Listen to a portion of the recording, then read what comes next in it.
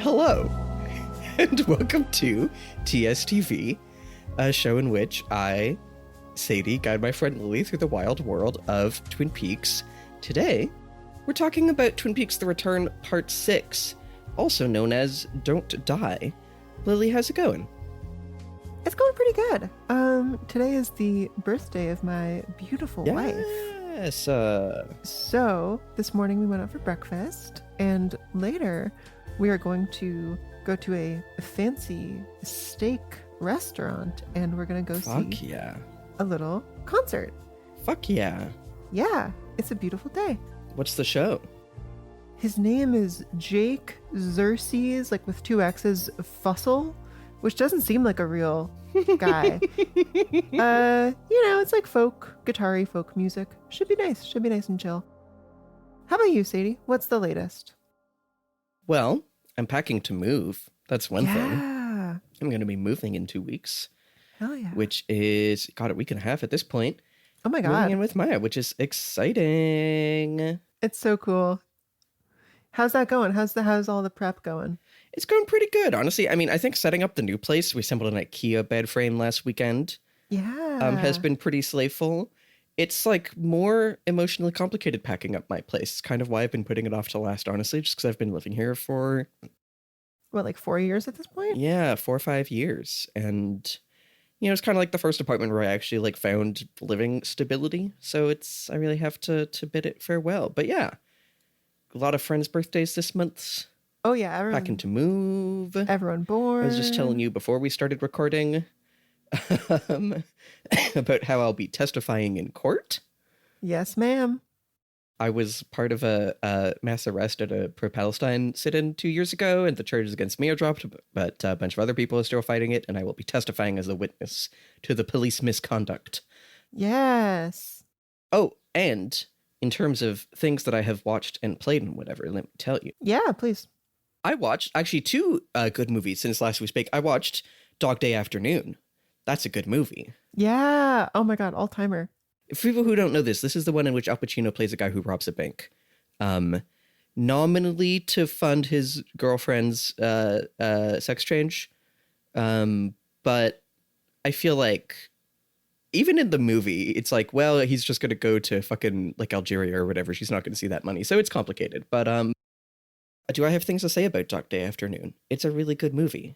Leon is like generational cunt. Yes. I like how the movie is pretty straight up about how he sucks, but also is like, you gotta respect the hustle, I guess. Yeah. Yeah, the only other Sidney Lumet movie that I'd seen was 12 Angry Men, and it's interesting how it is like similar but not as a movie, Yeah, his style, he has a very light touch in terms of his style.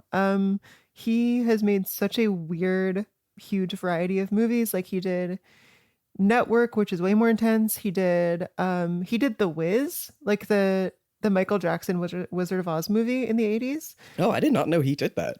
Oh yeah. Wow, that's crazy. It's 2.5 hours long. Wow. Yeah, he's one interesting Chico, in my opinion. He's one of my faves for sure. But it's hard to pin down exactly what the threads are. One thing, did you ever, like on Tumblr, see those posts about this guy, John Watchtowitz, and how he was like an epic hero for paying for his girlfriend's surgery? I mean, I was never on Tumblr, but definitely that stuff went around on like Twitter back in the day also. And then I think there was like a secondary wave of like, actually, he kind of sucked. Yeah, big time. I really feel like the movie with like the crowd outside and everything is in huge part, like there's a real parallel to that, in my opinion. The way that everyone outside is like, yeah, this guy fucking rules. He's gay and he's robbing a bank. But if you know anything, you realize like, oh yeah, this is how he thinks of himself. But it's not like... Well, and just like, I don't know, I was thinking, it was like, I think on your Letterboxd review, I'd seen of yours like talking about the crowd. Because like the way that it's doing that, but then they also are getting kind of homophobic to him. And like... The crowd is? Yeah, there's moments where they seem to be kind of like jeering him homophobically. I don't know, it is really interesting, I think. Yeah, he's definitely like not a smart guy in the Yeah, movie. which I think is one of my favorite things about it. Like, definitely one of my notes was like, oh, I know that the Coen brothers and the Safdie brothers love this shit because, like, I Yes. Oh my love a God. movie in which a guy is not smart enough for the criminal plan that he's undertaken. Just things keep going wrong that he's like totally unprepared for. I think my favorite character is the guy at the beginning who's like, actually, I don't want to do this and leaves, and then is not involved in the rest of it. Oh my God. Yeah. Oh my God. The first of so many things that go wrong. I love it. What was the other movie that you saw? Maya has been, for a while, wanting me to watch What a Way to Go from 1964. I don't know this one. You do? I do not. It's really fun. So, it stars Shirley MacLaine, who she's in The Apartment, which I know you really love. That director, the Billy Wilder. Yeah, The Apartment is a good movie. But in this one, she is a young woman who keeps marrying poor. She's like, I don't want to marry a rich man. I want love with a poor man. And then she falls in love with a poor man, and then somehow she's like, hey, have you tried this? And then they try it and get insanely rich and then die through a unfortunate happenstance as a result of them being insanely rich. She goes through Gene Kelly and Dick Van Dyke and Paul Newman and Bob Cummings and like a whole bunch of the husbands. And throughout all of it, she is unbelievably cunty. She has like, I think 72 outfits throughout Yes. the movie, and they Oh, are I all love. so cunty. It is like femme extravaganza. I really recommend it. If I think like you and Vic would probably really like watching this movie, honestly. Oh my God, wonderful. I do think I would love this. Yeah. It also like keeps doing a thing where she'll like think about a husband and be like, and when I think about my time with him, it's like one of those old silent movies or one of those romantic French movies or one of those gay musicals. And then it'll just cut to like a 5 minute like parody, like pastiche of this Wait. like genre of movie in a way that feels like Wayne's World. It's What? really, really fun. Oh, that's so silly. I love it. Yeah, like when she's in love with her like French artist, there's like a bit like this. She's like, it was like one of those French movies, and we see her like da da da da like go into the window, and like a French guy passing by gives like a whole paragraph about how hot she is in French, and the subtitles are just, she's very pretty. It's really, really good. Oh, that's delightful. I love Yeah. it. Anyway, Cool. I've also been playing Nine Souls, the video game. Oh, cool. I've heard that's pretty good. Yeah, it is pretty good. All right. My a story about that one is that I had been playing Sekiro, and then I did a gummy with Maya, and Maya was like, I want to watch a video game. I was like, well, I don't want to play Sekiro because it's too hard, but if I start Nine Souls, which is a similar type of game where you run around and parry guys, but I'll be at the beginning, so it'll be easy. But I can't let it dethrone Sekiro from the game I'm actually playing right now. And let me tell you, it did, because it is more stylistically charming than Sekiro. So, sorry, Sekiro, I'll get back to you one day, but for now I'm playing Nine Souls, which is really fun. And like honestly, very stylistically charming and has like good enough writing that it's got me, is what I will say. Hey, Anyway, that's what I've been up to. that's lovely. How about you? I would say the big thing this week for me, other than Vic's incumbent birthday, was I went on a huge walk. I went on the biggest Oh, walk fuck of yeah. maybe my whole life. I walked from how do I describe this without doxing myself? I walked basically like halfway across the entire city from, let's say, something resembling NDG to something resembling the Jean Talon Market. It was about like a 5-hour walk, including breaks. I did about almost exactly 20,000 steps. And dude, it just like, it fixed me. It healed me. I am yeah. so much more regulated now. Like going on a long walk is one of my main hobbies, one of kind of my only hobbies. And the weather has been miserable until recently. So what I did was I just like, I went out with a big water bottle and a notebook and a few albums downloaded. Fuck yes. And not only was it great to just stop and scribble things down in my notebook here and there, I also had a really great time with the albums that I listened to. It was such a nice, like, focused experience. I chose 3 folk albums specifically because I thought that that would be like soothing, but also like give me like enough to think about, you know? Mm-hmm. And I would love to tell you about 2 of them, which I have not stopped listening to for a second since this walk. Hell yeah. The first one is, which one do I want to do first? A Marathon by Maria BC. Did I tell you about this one? I don't think so. Okay. Maria BC, experimental folk artist. I know they have other albums, but this is the only one that I've heard. I'm kind of pitching it as like artsy, scary Phoebe Bridgers. I think there's a similar appeal to their voice and like lyrics and delivery. It feels very like thoughtful and a little bit like diaristic, but it is surrounded by some of the like strangest and most creative production. It sounds like I'm not great at talking about or analyzing music. I don't really have that vocabulary. I don't really know why things affect me the way they do. But I will say that there are points where I'm like, oh my God, we're in danger right now. It feels like they're singing like they're in danger.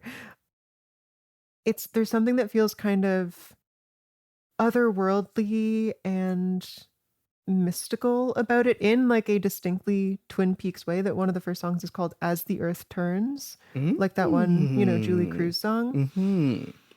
If this sounds interesting to you, listen to the songs Rare, Night and Day, and Miami, or just listen to the whole album. Here's another point of comparison. I'm Your Man by Mitski, which is one of my favorite songs of hers. Oh, that is a good Mitski song. That's a good Mitski song. It's like a whole album of that vibe. Interesting. And then the other one is drastically different in sound. Folk is such a big umbrella. This one came out last year. It's called Tether, and it's by Anastasia. This one sounds like it would have come out like in the mid 90s and sold like 30 million copies. It sounds like it should be a really famous album that everyone knows and loves. But no, it is like a young woman who put it out last year, and it's flown kind of under the radar. She just has one of the coolest voices, I think, of anyone working in music right now. It's like a deep, smoky kind of voice that feels like pretty out of time. It's got like a bit of 60s and 70s. It's got a bit of 90s. There's like traces of like Tracy Chapman. Really like entrancing and calm and very pretty. Heavy vouch. Hell yeah. I will check them out. Yeah. Yay. All right. That's music. That's tunes. That's and tunes. In summation, want to talk about Twin Peaks? Yeah. All right. So, Dougie gets brought home by the cops after loitering soulfully at the sheriff's statue. He gives his son a potato chip, but then gets another message from Mike. Wake up! Don't die! This does not wake him up, but instead he gets insurance vision and scribbles all over his case files. The next day, his boss is at first upset about the scribbles, but then awed when he realizes the disturbing truth they reveal. We do not get to know the disturbing truth. Anyway, Janey-E gives Dougie a piece of her mind, then gives the loan sharks he owes $50,000 to a piece of her mind, which seems to work. Shout out to the 99%. Meanwhile, Albert meets Diane for 1 second. Carl from Fire Walk With Me is back. So is a lady called Miriam. They both witness Richard Horne run over a kid after he gets emasculated via magic trick at a drug deal. We don't see Mr. C once, but we do see his machinations as his ominous red square prompts that nervous business guy Duncan Todd to send Ike the Spike Stadtler to kill Dougie and Lorraine, the hitman handler who failed to kill him last time. He kills Lorraine, and I guess we'll find out what happens to Dougie next time. Shitty cop Chad is still an asshole, and Hawk finally finds an honest-to-goodness clue as a dropped Indian head coin leads him into a bathroom stall with a Nez Perce manufactured door, and inside that door are some mysterious pages. Lily, what do you think of this episode? It's a pretty good one. There are some scenes that I really enjoyed. It's not like it's not a statement episode. It is clearly like one of those that is, middle of the season. Things are progressing. There is some cool progress. There's some cool character stuff. I'm not crazy about it, but I had a good time. How about you? That is basically how I feel also. Quite a few tantalizing threads. There's so meanies for giving us 1 second of Laura Dern as Diane and then going, find out more next time. By the way, humiliating. I know, I made a note. I'm so sorry. I did call that it was specifically not going to be Laura Dern. I know, you said that, and I was like, Man, fuck my life.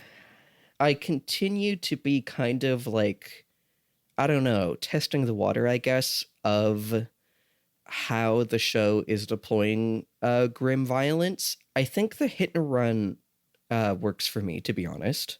Yeah, same. I don't know that Ike the Spike's rampage does.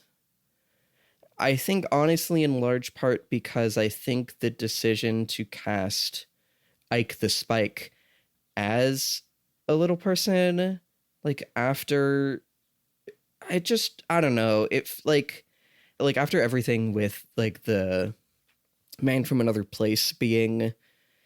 deployed to communicate like surreality. And, as we've talked about, that actor is famously not in season 3 because he kind of went off the deep end, but also like, oh yeah, I think it is fair to say that David Lynch was being a bit exploitative in casting him. I don't know. That's how I feel a little bit. And I think then having this guy's like, and this guy's really short, and that makes it even more fucked up that he's going to spike you. We've been talking the last couple episodes about like the way the show is using violence and using like exploitative, like how it was casting and Jade, how it was having her act. Like, I kind of fall on different ends of it as we go, and I think this one doesn't quite do it for me, but I think there's still a lot to like in this episode. Shall we basically just jump in? Yeah, absolutely. All right. Much to think about there. Honestly, I was not sure what to make of that casting, but I'm sure we'll talk about it a little bit more later. For now, let me take the first scene. Yeah. So we start basically where we left off in the last episode, which is Dougie Jones outside the, like on the plaza outside his work. The security guard or cop or whoever comes up again to say like, hey, no loitering, what's going on here? And Dougie manages to communicate that he lives on Lancelot Court at the building with the red door. So I guess the description here says cop like escorts him home. Janey-E talks with the cop about how like, he seems a little disoriented, and Janey says, yeah, that's on a good day. Mm-hmm. The cop says like, he's got this thing for my badge, I don't know. And Janey says like, he likes badges. Mm-hmm. I guess the big takeaway here is Dougie has kind of just always been like this and always had these sort of suppressed Dale Cooper fixations. Yeah, and also has always been like as spacey and like out of it like this. Yeah. I'm putting that in my Dougie facts for sure. Yeah, with Sonny Jim in the next scene as well. You do kind of get a sense in this episode how he could have been like this his whole life, and people manage to brush past it or just ignore it. Like, nothing has actually changed in how Dougie is reacting to things, but it is written to be a little bit more conversational. There are a couple of things that jump out at me here. I think, honestly, the first one is before the cop even comes up to him, or like as the cop comes up to him, he's just standing there. He is with his right arm, like clutching his files to his chest, which is just very cute because he's doing his best and he has so many files. And he's trying to like pull his, the sleeve of his horrible green blazer, sport coat, whatever, over his left hand. And yeah, what's going on there? At first I was just like, is it that his fingers are cold? But he's like really doing it And with how much Dougie's left arm was dead, the show has been, I think, going to pretty substantial lengths to highlight the like ring figure on the left hand of it all. Oh, yeah. All to say that kind of jumps out at me. Like, obviously, that I took the arm clean off of it all is like, is he somehow, like, is he covering his left hand in a way that, like, would stop a ring from being placed on it? You know, like, is he, like, just feels impelled to, like, prevent that stuff from happening? Oh, that's so interesting. Yeah, that's, like, the best read that I have on it. Yeah, that makes a lot of sense. When he the thing that he does that does keep getting me is every time someone does something, like when he's sitting with Janey-E and she like pats the files and he's like, oh yeah, and pats the files, like I get it, we're playing the pat the files game. That's really sweet. And he is like starting to accrue a bit more of an understanding of words. Like he understands upstairs, you know, like he's starting to After a while. Yeah. And also a very pointed Miss Vicky's Chips product placement. Truly worked so well on me. I've been craving them ever since. Those are some good ass chips. You know, it's funny because I actually was just editing our Fire Walk With Me episode in which I commented on that because of like my having been on that CBC show and how they were so pointed about like rotate this beer can away from the camera because we don't want to show the brand because they haven't paid us and we haven't paid them. And I think that was because there's the bit in Fire Walk With Me where they have the like scratched off the Jack Daniels label of what's clearly Jack Daniels. But I think it really makes me note, like, it's really noticeable how much it is happening in season 3. And it keeps being true. And I'll keep shouting it out. It is kind of over the top how much it is happening. Yeah, it's very in your face for sure. But yeah, so he does go upstairs to say goodnight to Sonny Jim. He has like a brief sitting with him. I will note that Sonny Jim has a drawing on his wall of a rocket ship, which is just kind of like things that a kid has a drawing of on their wall, but like with how much the show has already done things to us about space, I don't know, maybe that's something. His duvet cover too is space themed. Oh, yes, it has stars. Yeah. So, you know, he goes to sit with him and gives him one potato chip. And also, I guess I didn't mention this in the recap, but maybe the most notable thing about this scene is he gets enamored with the clap light. Oh, yes. This is so cute. This is kind of what I meant when I said you can see how people would just not notice that something is like very wrong with Dougie, because this is just like a cute little dad playing games with his kid thing. And I think it's also, my note was like, I know this is David Lynch encountering a clap light at some point in his life and being like, oh my God. And the sound and the electricity and they interact. It really makes you think, wow. Oh, I love this. You know, I might have said this last time, but I think there's something like very empathetic about this portrayal of him. It really does feel like like, call it Alzheimer's, like, call it like whatever, like, you know, like condition or like end of life thing like can cause this, but it really feels like, you know, moving through the world when your ability to like form memories and like understand what's going on around you is just like so kind of demolished, and like the way he is just kind of stumbling through everything trying his best, it really hits. Obviously I think the fact that like the first thing of him when he got back, apart from like the jade everything, was the beautiful heartbreaking Mr. Jackpot sequence, I think really like sets the tone for the rest of this, because this could just all be farcical. And I think that we started so strongly with a very like human, heartbreaking, empathetic experience of him there, really like lets it get farcical here without losing its heart, if that makes sense. Yeah, I completely agree. Yeah, there's very little that is mean-spirited when we are like joking about Dougie, I feel. Like, and often even the funny stuff, I mean, it's either like funny and kind of touching and heartfelt, or it's like when he like needs to pee and doesn't know how to pee, for example. It's funny and you empathize, and it's very sad. Yes. No, you go. It feels to me like Sonny Jim in this relationship is kind of shockingly selfless for a child, you know, like he's got all his shit under control and dealt with, and his main interest is just like helping his dad, making his dad happy, which is interesting. I mean, not how you usually see kids portrayed, and also not really how kids are, as much as I love kids. He's weirdly mature and has it all kind of under control. And I'm not sure what to make of that. I guess it works as a foil for Dougie. Well, also a foil for his mom. He's kind of the most regulated person in the house. Yeah. No, that all makes sense to me. And then Janey-E calls him back down because she has opened the envelope that was kind of left on the doorstep when he came in, which is a blackmail envelope from the guys that he owes money to. And it is a picture of him and Jade. And she's like, oh, there you were with Jade, which is, okay, also kind of funny because this is another one that's, I think, clearly just like a photo that's just a still from when they were shooting. But yeah, she's like, oh, there you are. He's like, oh, Jade gave 2 rides. And he like has a fuck ass little smile as he remembers like, oh, Jade. She's like, I can't believe it.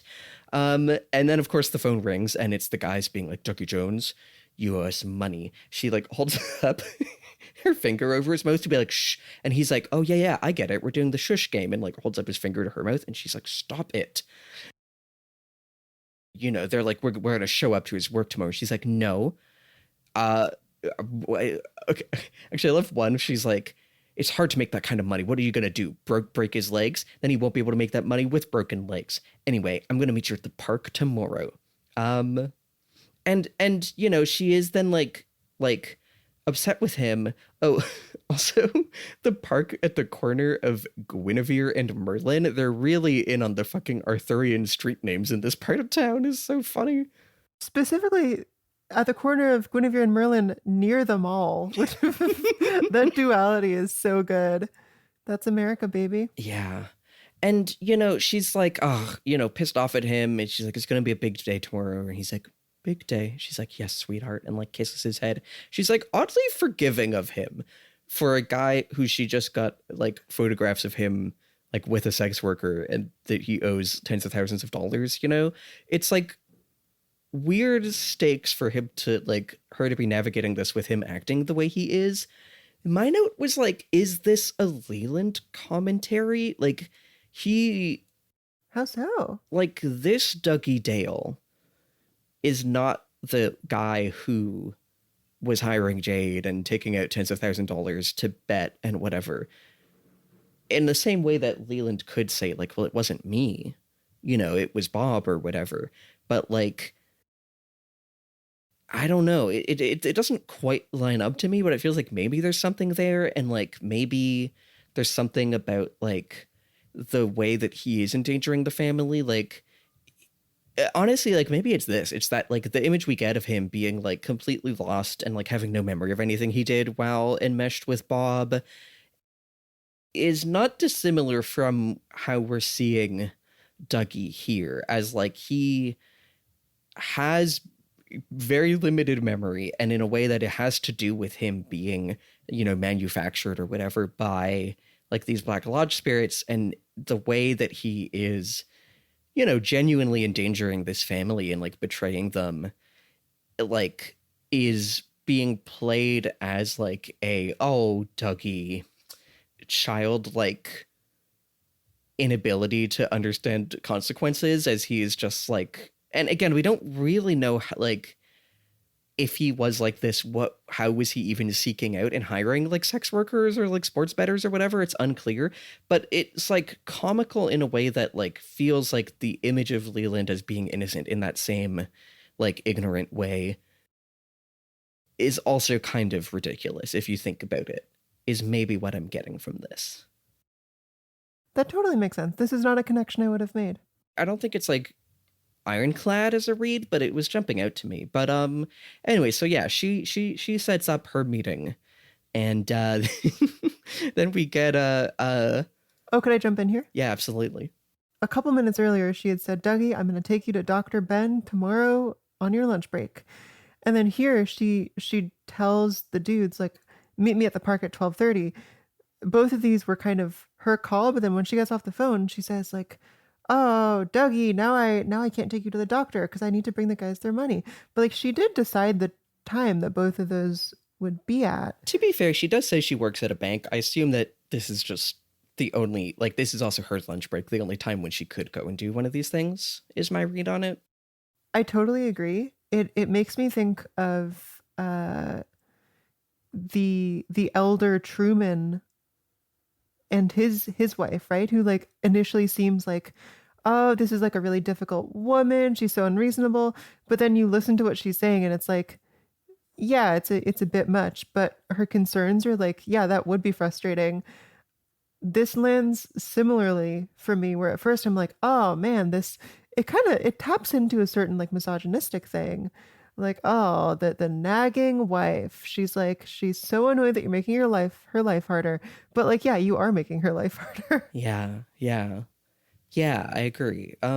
So yeah, she sets that meeting, and then we get a cut to actually a little intercut of the stoplight.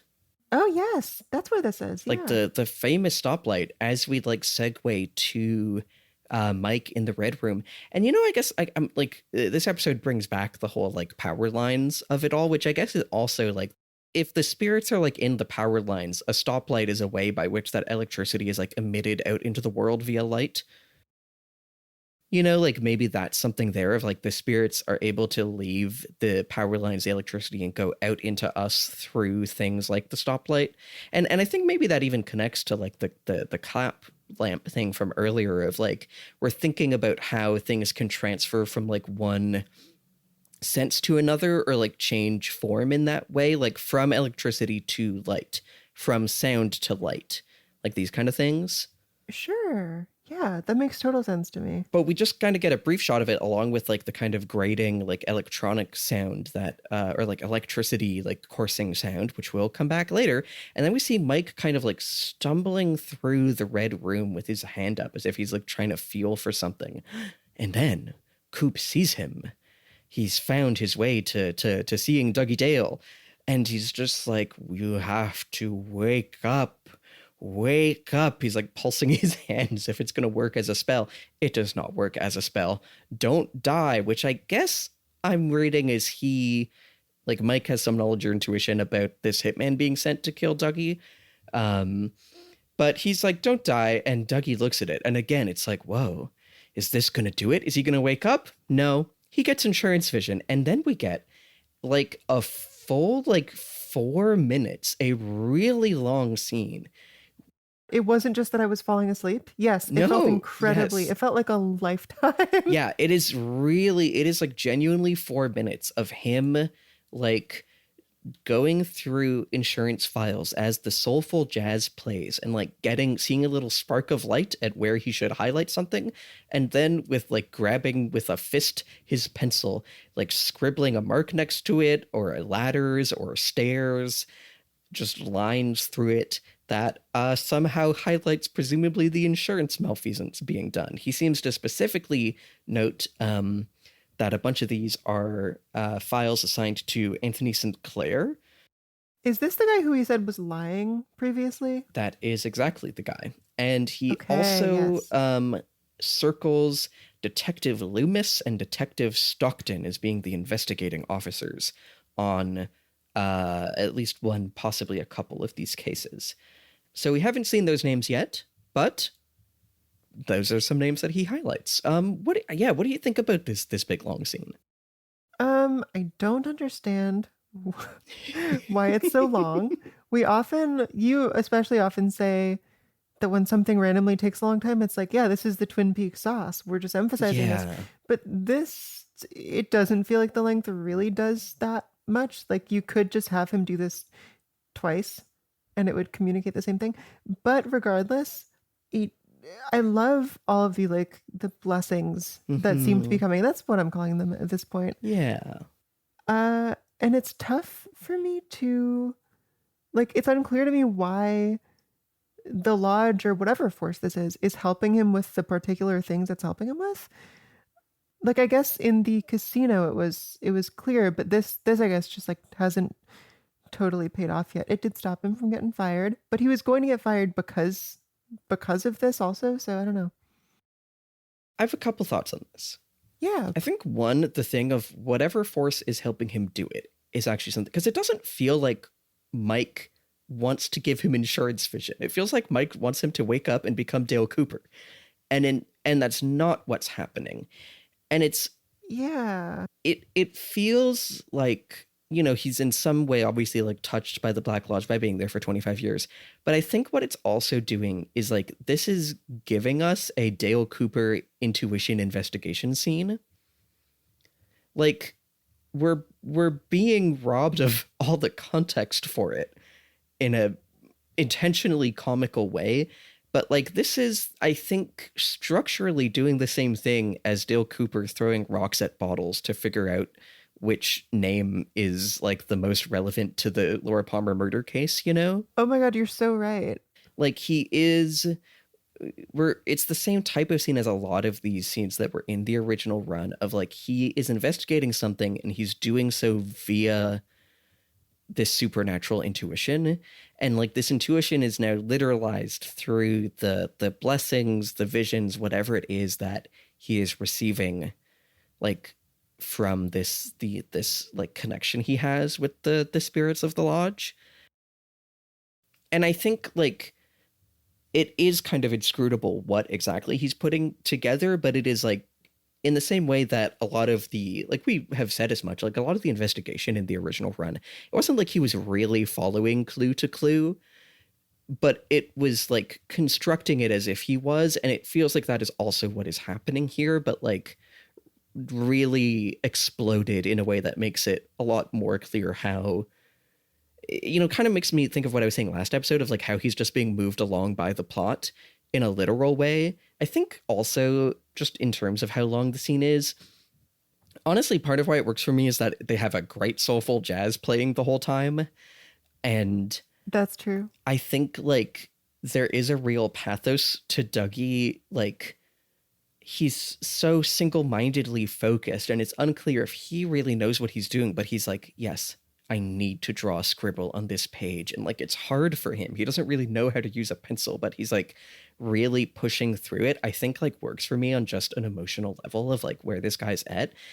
And I think the other thing is whenever the show does a like play something for longer than you think it should, it's always like a setup and punchline. And I think this 4 minutes of setup to the punchline at the end of the boss being like, oh my God, I can't believe this, is a good setup and punchline to me. Yeah, that's fair. That's fair.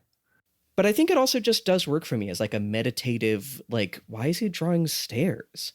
Why is he drawing a ladder? Like, like working through that does carry me through the 4 minutes of length of it. But it is, again, really funny that they spend 4 minutes on it, especially given that this next scene, which you'd think would take up more time, is like barely a minute. It's like nothing at all. Yeah. So Albert is driving over to a bar. It is pouring rain. He is on the phone with David Lynch. What the fuck is his name? Gordon Cole. Gordon Cole, thank you. Who is like, yeah, you sure are out working. Not me. I'm having a lovely wine with a beautiful woman. Anyway, bye. I love to make a show and put yourself in it, drinking wine and being with a sexy lady. I will say, before we get onto the actual meat of the scene, as brief as it is, I do think that also feels like we talked about this a bunch. Was it last episode that had the big transgender scene, you know, in which he says the fix your heart or die, but like in response to T.S. Denise being like, hey, I know about how, or you know, I know how you are with young women, you know, and I, in that way, it does feel like a continuation of that, like that he's like, anyway, I'm going to have a Bordeaux with this sexy young lady. It is like doing that in a way that's kind of silly, but also does feel like it is continuing that thread of self-criticism in a way. Yeah, that makes sense to me. Yeah. But yeah, so he actually goes into the bar, and I'll let you take it Yeah. away. Not before stepping out into the rain and going, fuck Gene Kelly. I think Gene So Kelly is in Singing in the Rain. Is that? yeah, he is. Yeah. I'll never sing in rain.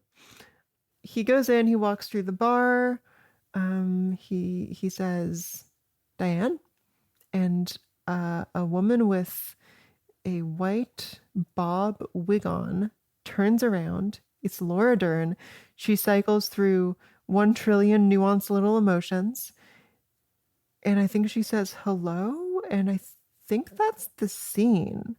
Yeah. She's like, hello, Albert. And that's it. Yeah. So what stands out to me here is one, the hair. It Yeah. is The Killer Bob. it's completely white, is very obviously a wig, but also like tapered at the bottom in a way that like makes it feel like actual hair. It's weird. When Diane turns around, it's just like a really pained thing. She looks like hesitant to be there. She looks very anxious, like she's kind of like struggling to breathe maybe. Even like when he says, hello, Diane, she like has a little like flinch spasm just on hearing, like recognizing his voice. I am so curious why this is so difficult for her. I mean, everyone else who seems to have been colleagues like appears to be pretty friendly still, you know. Do we remember what happened with Diane in these intervening 25 years? Like, was it that they hadn't heard from Dale or Diane in 25 years? We know basically nothing, I think. Like Okay. I think the fact that they had to go here to meet her implies to me that she is no longer working with the FBI. Yeah, I agree. But the last that we would have seen of Diane in a semi-canonical way is just that one scene from The Missing Pieces where we don't even see her, but like Dale's talking to her as she's right off screen, and she has like moved a clock like 5 inches to the left or whatever so he can find it, like notice the difference. But she has not been mentioned at all. We know nothing about what she has been up to in the last 25 years. I don't know, maybe we'll save this. I'll save this for the called shots, but what does she know, you know? I kind of want to hear you speculate a bit here while we're in the scene. I might have said this last time, but I wonder if she has also been like working on her own investigation of all this. Like I gather that Dale is someone who meant a lot to her. I wouldn't be surprised if they like not that they were together, but I think it was a somewhat intimate kind of bond. Um yeah, I think I had said that she would be like new agey and into crystals as a result of Dale's disappearance. That doesn't seem like exactly what's happened, but I would not be surprised if it just completely like altered the trajectory of her life. The hair is very fashion forward, so maybe she's not doing so badly. She does have, I also noticed like a bunch of her nails are all painted different colors, which is really fun. Oh, that's cool. But yeah, I mean, I think like maybe this will be a called shot thing, but yeah, I think it is like a big question of like what happened that she is so like, oh god, it's fucking Albert, and like really doesn't want to have to engage with this, and like what are the ways in which Dale's disappearance, or possibly like what was Mr. C getting up to when he came back, like how the like we know where Mr. C is now, and we know that he's been missing for a bunch of years. Like we don't really there's a lot of question marks, and I think she is definitely affected, and we don't know how. But I you got to give it up to Laura Dern. Just this like 5 seconds of like flinching a bit and turning around, and like the look in her face is just communicates all this is fucking killer. It's phenomenal. You know, I wouldn't be surprised if this is like not the first time someone had tried to drag her into all this. Like maybe Mr. C reached out trying to get some sort of secret info, or this could kind of be setting up a Ronette type situation where like a woman on the periphery of the focal horror is like dragged into the investigation, but there's no concern given to her at all. You know, just the way that the cops were like so terrible to every tangential woman. Yeah, absolutely. Yeah. I wonder if, as a former FBI person, she knows this and Yeah. knows what she is like in for. I don't know. I want 1 million more scenes, please, please. I know. I know. The other thing I will say is that they very pointedly highlight that this is Max Vaughn's bar, which Max von Merling is the name of the like butler director in Sunset Boulevard. Oh my God, yes, so true. So that's a fun little shout out. Yeah, I love that. That's the scene. You want to take us to the next one? Yeah. So, now we see the guy who we saw last episode or the episode before as he was like very violently threatening to rape a woman at the Roadhouse. Now, at the time, I did say like no one has said his name, but the credits tell us that he is Richard Horne, and now he is doing a drug deal. He's trying to buy Sparkle, the designer Chinese drug that we heard about last episode. He is buying it from a guy who the credits call Red, and he's basically just like getting really big timed in this exchange. Really big time? Yeah, like the other guy's really big timing him. I think he like literally. What does that mean? He's saying like, I'm the big time, you're the small time. Fuck you, you know. Okay. There's really something in this exchange about like how fake these guys and their gun and the set looks. Like it really is doing like, again, this kind of like low budget like procedural CW whatever like idea of the drug deal, you know. But so, you know, basically they have a couple, you know, he snorts the drug. He's like, wow, this is good shit. We're definitely going to be able to get this through this, you know, these border towns, this old sheriff. And Red is really like, he keeps doing moves on him. He's pretending to punch him. He's kicking. He's like, ooh, this guy's an unstable drug dealer, kind of a Tuco Salamanca. He asks him, have you ever seen The King and I? Which I don't frankly really know what the connection is. We could talk about that if you have thoughts. No. But he then does a magic trick where he has a coin and he flips it up in the air, and then through maybe the influence of the drug on Richard Horne or like the, you know, Black Lodge spirit magic going on, he flips the coin up in the air and it seems to stay there for so long, and then all of a sudden it's in Richard Horne's mouth, and then it's back in the other guy's hand, and he's like, kid. That's so cool. As far as ways for a guy to get emasculated at a drug deal, oh yeah, then he does some bullshit where he's like, heads I win, tails you lose. But like doing your fucking coin flip magic trick is a very funny way for that to happen. What do you think about this scene? I like it a lot. I'm very intrigued by this new guy, and it's also interesting to see Richard Horne so completely disempowered here. He is totally the vulnerable one. But Red and his taekwondo moves, right? It feels like initially it really gave me the impression that this was going to escalate into like an explosion of violence, the way that this scene might play out in Breaking Bad. It feels very Breaking Bad as a scene. Extremely, yes. But the jump scare like violence thing is just to show him some cool like taekwondo moves. That is immediately very silly. I'm very intrigued by this Red guy. Like the fact that he has health problems that are like distracting him from his drug kingpin job is really interesting. Like he has a liver thing that forces him to like stomp his foot in pain. He's not invincible. He's immediately kind of a vulnerable, like scary but still very much touchable to me guy. I do kind of think of Mike's like arm coming clean off with the liver thing. I wonder if it's trying to do something similar there. Also the white hair on a fairly young guy. All this basically makes me think that he is a man from another place alike, or that he Yeah. is like generally connected to the Black Lodge.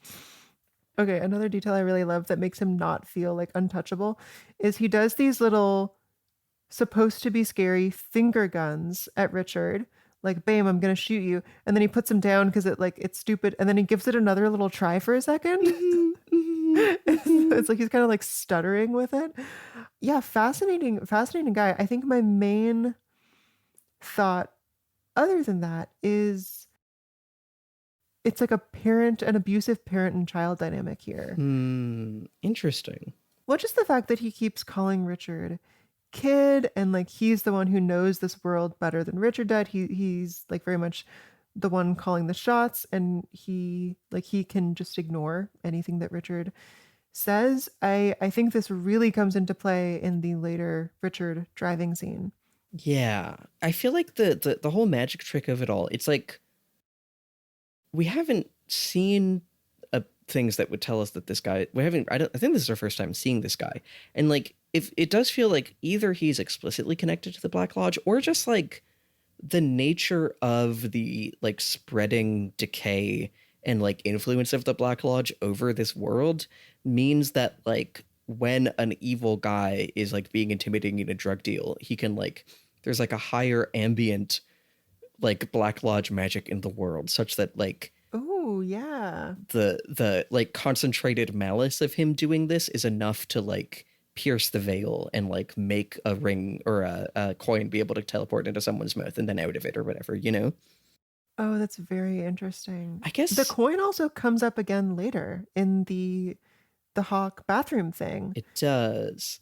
The thing I will say, okay, okay, here's the silly thing. When you were like, he's not invincible, I really had to hold back because I have been watching, it's a show that I don't think is necessarily good, but I have been watching the fucking Amazon Prime animated Invincible show. And that show does the gimmick where it does its title card whenever someone is like, he's invincible, and then it plays the title card instead of them saying the word. I really had to hold back from being like, bah, bah, bah, bah. Instead I said it now, which is also not being restrained. But so which is lovely. Okay, and beautiful. Read The King and I. Yeah, please.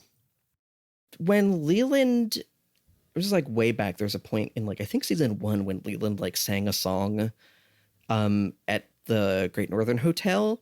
That was from The King and I, that song, for what it's worth. Okay. I don't think there's anything else to date that really makes The King and I mean anything to us.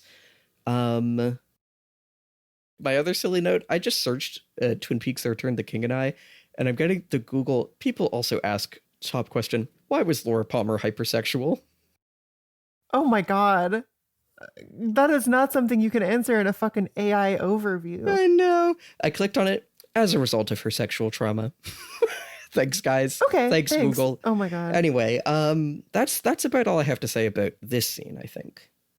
I do like how like 50s media is so often linked to evil in the show.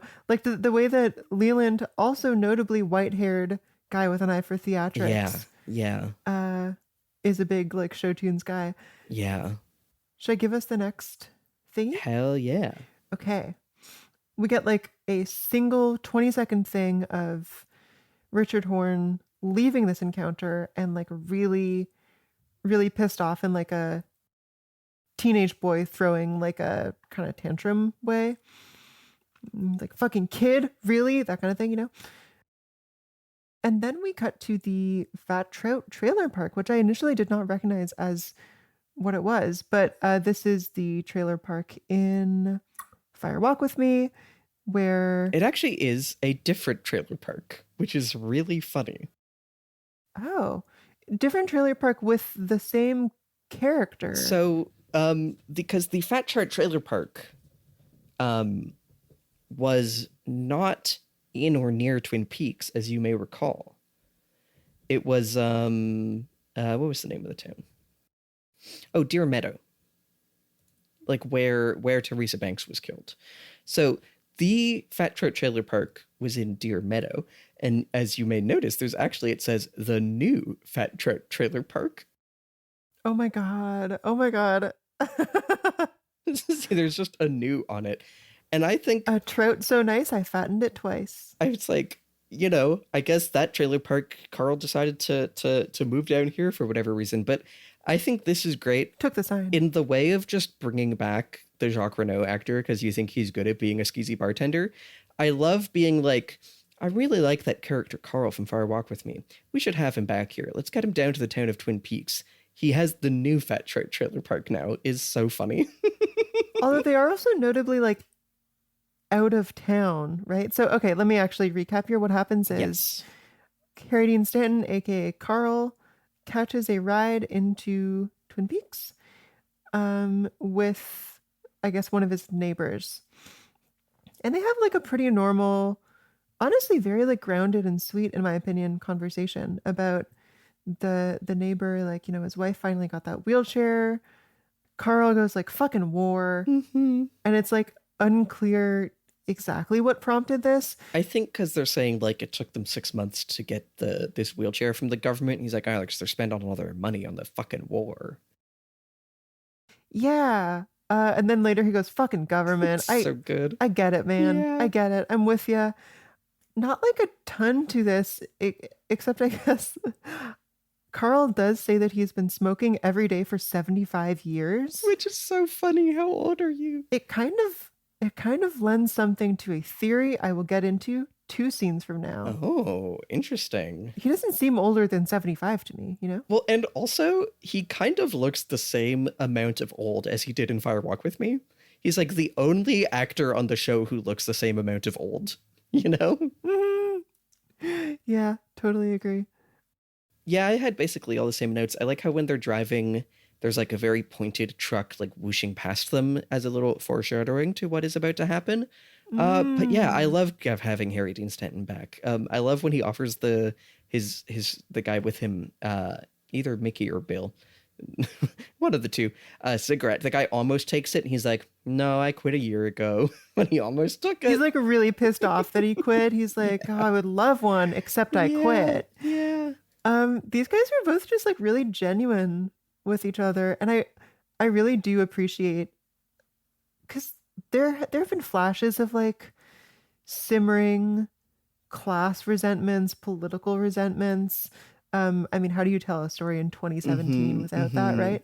I do appreciate that Carl has this like very realistic, reasonable, but like not super coherent frustration with the government, like where the best way to express it is just to go fucking government. Yeah. Will you take me next to meet the sweetest lady in the world? Yeah, absolutely. So that's like this is like, I think there are 2 little setup scenes that are like placed in between, like, there's like the drug deal, and then we see him driving really mad, and there are these 2 setup scenes to the big scene coming up ahead. The second setup scene is at the Double R. Honestly, my first note on this was when we see the Double R, I love that we like, this might have been true in previous episodes, but we see it with like the big mountains in the background, which again was like not something that was really highlighted in the original run, It's just like, again, the way that they keep reframing these familiar locations is really interesting. And in there, Heidi's back, who I think we saw in the background of previous episode, but Heidi, of course, the giggling German waitress, is back, and she is still giggling.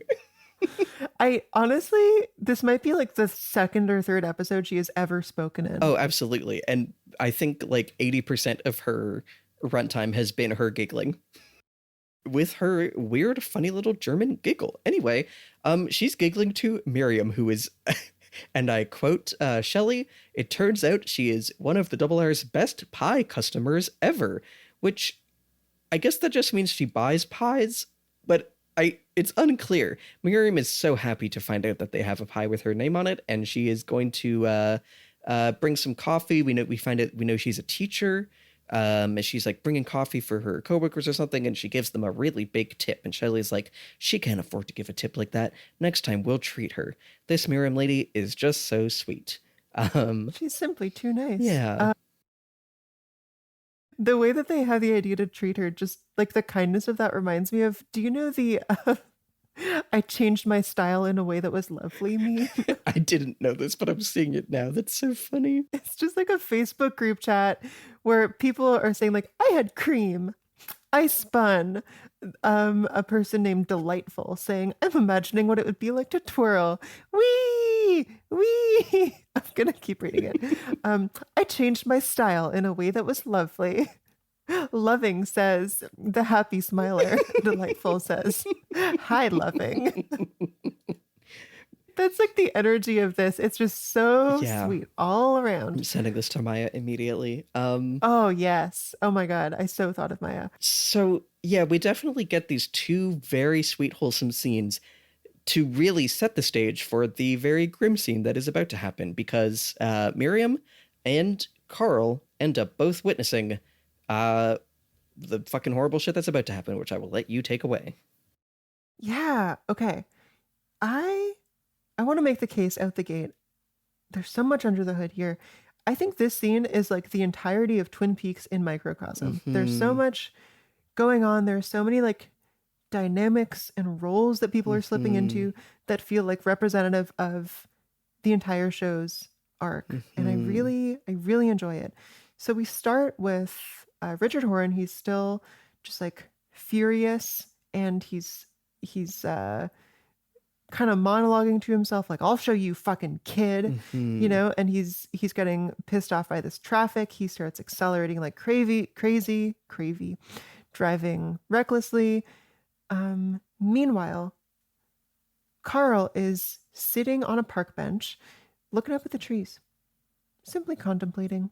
Not much going on, just looking. Just like me. I get it, buddy. He looks down, and there is this mom and her child who are playing this game along the paved walkway, which is basically that the kid runs like 10 feet away, and then the mom runs to catch up with him. Then the kid runs, then the mom runs, and like starts in fits, and it's very, very cute. And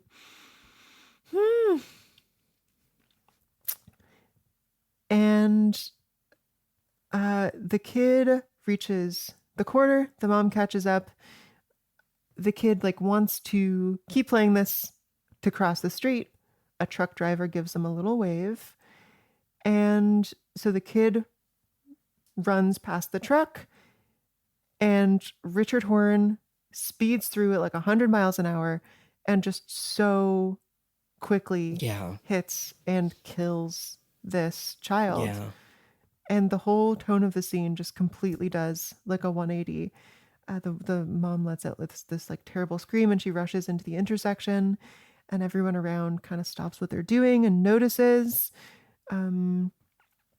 Carl hears it from far away, and he like runs over and just kind of approaches the mom and the kid in the intersection. Well, first he kind of just watches from a distance and sees this like spectral fire leaving the kid's body. Then approaches, kind of kneels down, and just kind of looks at the mom. She looks back. She gives this like really anguished smile. Oh my God. Yeah. This is so heartbreaking. We get a little bit more of Richard speeding away, like furious and pissed off, like almost like pissed off at the child that he has just killed. Yeah, absolutely. And Miriam sees this, but is not in a position to do anything. And then we get a shot of the power lines. And there it is. I guess I can just like walk through this again, giving what jumped out at me. Yeah, absolutely. Please jump in at any point here. First of all, Richard Horne's fury and recklessness here is the central cycle of violence in this show. In this moment, he is Leland Palmer. Yeah. He has been mistreated by an older person in a position of power, and consequently, he is becoming violent in order basically to feel like a man. Right? He like, I'll show you, kid, is like, how could a kid? I'm not a kid. I can be violent. I can be terrible. Yeah. Oh, I love that. He also says, after killing this kid, like, I told you to get out of the fucking way, which he did not do. However, that is repeating another pattern from his previous scene, which is that the red dude says, like, you know, the king in me?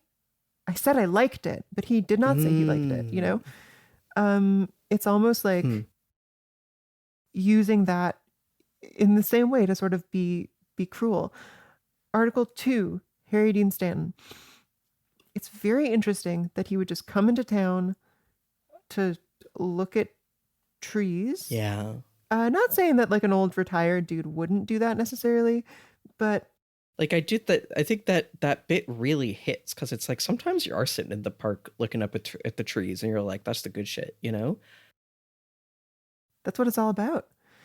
But the fact of him just like happening to be here, combined with the fact of him having been a daily smoker for 75 years, and the fact that he sees this like spirit that no one else sees, makes me think of him as sort of an angel figure. The way he just approaches and kind of witnesses really reminds me of the angel in Laura's angel in Fire Walk with Me. How she kind of looks up with this similarly like anguished smile. He doesn't do anything. It doesn't seem like he can do anything, but he does offer like a genuine comfort that she wouldn't be getting otherwise. Speaking of her, the little game here between the mom and the son is like, I don't think this is a real game that parents play with their kids. You know, run away 10 feet, let me chase you 10 feet, run away 10 feet, let me chase you 10 feet. It's like, it is gesturing at the kind of thing that would happen. I thought it was really sweet even before the tragedy struck, because it feels like, I mean, it's just such like a mutual thing, you know, the kid stops every so often and kind of like agrees to be chased for the game to continue. It feels like just like the kind of game that you would play that indicates like a level of trust. Yeah. Which definitely makes it more heartbreaking what happens. You know, I don't want to say this is obviously not the mother's fault, but it is like the parental trust and encouragement like definitely leads the kid astray here. Yeah. And when he goes into the street, it feels like this game is like, it's just totally recast for me as like purpose built to cause him to tragically die. Yeah. Because it had him stop exactly the right amount of space. It had him not looking where he was going. It just, this really sweet thing becomes just like so like cursed almost, you know? Yeah. It is like the exact worst thing that he could have been doing. Okay. And then one of the final things, I really have so little to say about most of these scenes. This is the big one. Yeah. Yeah. Thank you for letting me claim this. No, absolutely. As Richard is driving away, the eye contact with Miriam, we don't know what Miriam is going to do. We don't know if she is aware of the car accident or will be made aware. I mean, she's a teacher, so it wouldn't shock me. But she has just been set up as like a purely good character, just like a total sweetheart who really cares.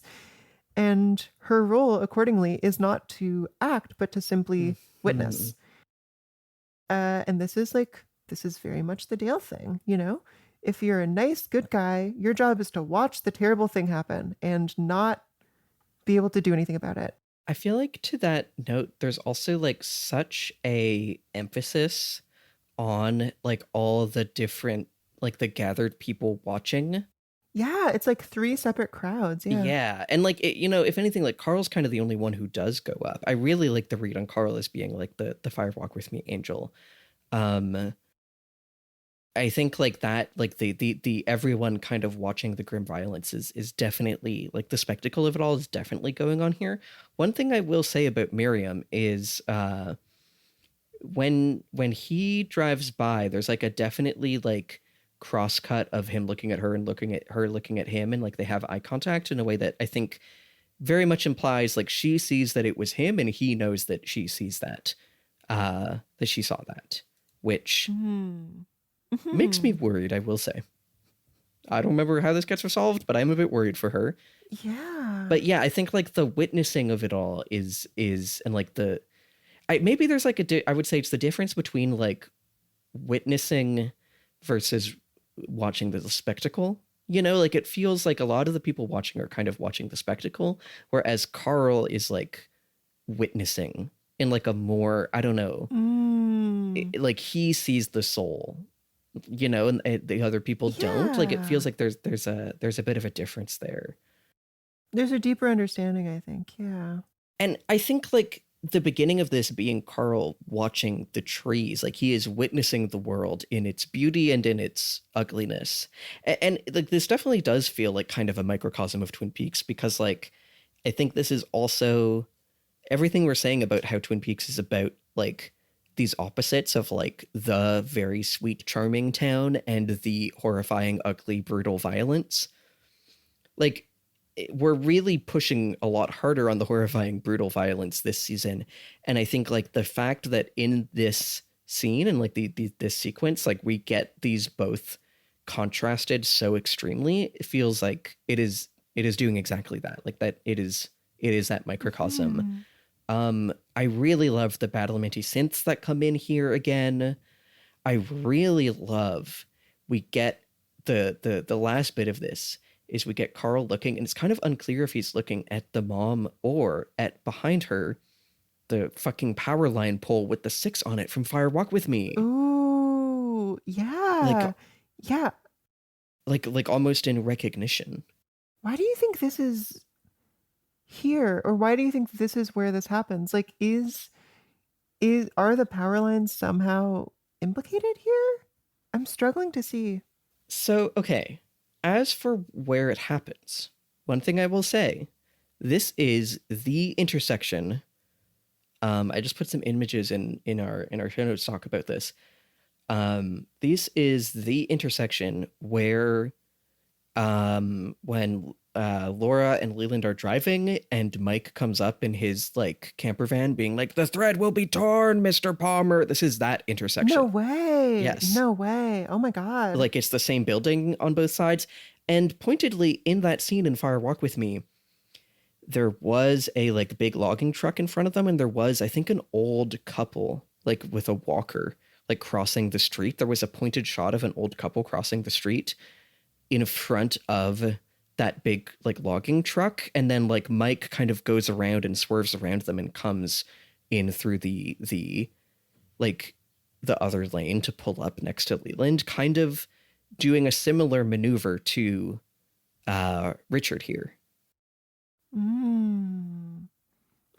mind. Yeah, and like, you know, like it's where in Fire Walk With Me, it was like the risk of this vulnerable old couple being run over was like brought up and amidst everything else that was going on in that scene. Now it's like it has exploded into the kid getting run over. Ooh. Like if the kind of like violence was at the like maximum tension point in Fire Walk With Me, like now the balloon is popped, I guess, you know? And the poll says to me, like, because I think the poll to me when we saw it in Fire Walk With Me was like we were hearing the woo woo woo woo woo of the arm. And that felt to me like saying like the spirits are moving through the electricity here. And like that was in the Fat Trout Trailer Park, the original one. And like that was influenced, like that was a point where the spirits were able to like whisk away Chet Desmond or whatever. And it feels like this is saying now they are here also. Like they're getting their Garmonbozia by being able to, like with that coin flip in the previous scene, like pierce the veil at moments like this and like set up. Yeah. Like you're saying, like a cursed moment like this where it causes all this pain and suffering and they can like consume that. It like, or just, you know, like the tragedy of the world continues to be like enmeshed with the presence of the spirits and the things that like demarcate them in these ways. Yeah. Yeah. Totally. Fucking heavy scene. I guess like my other note on it is that like this just stylistically when the truck hits the kid, it feels very how Twin Peaks The Return is like handling special effects, because it's kind of like the truck hits the kid and the kid is just like dragged off screen with the truck like PNG dragged across, you know?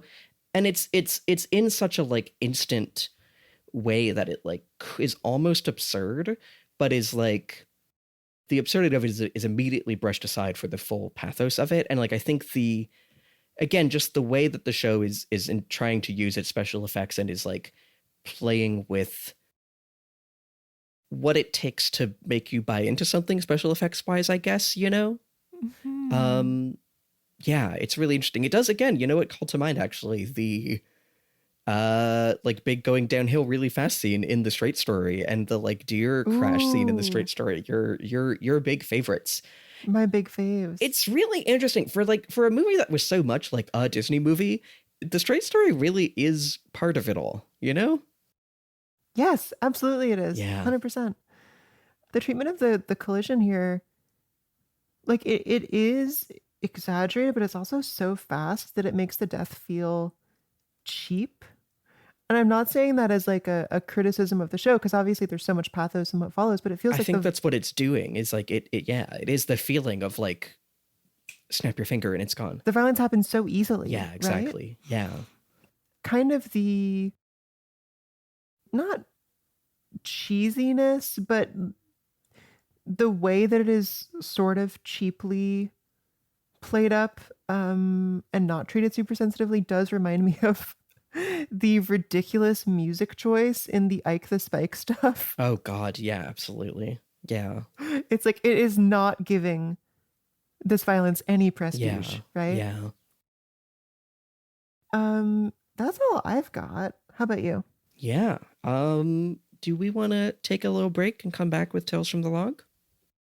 I want nothing more. All right.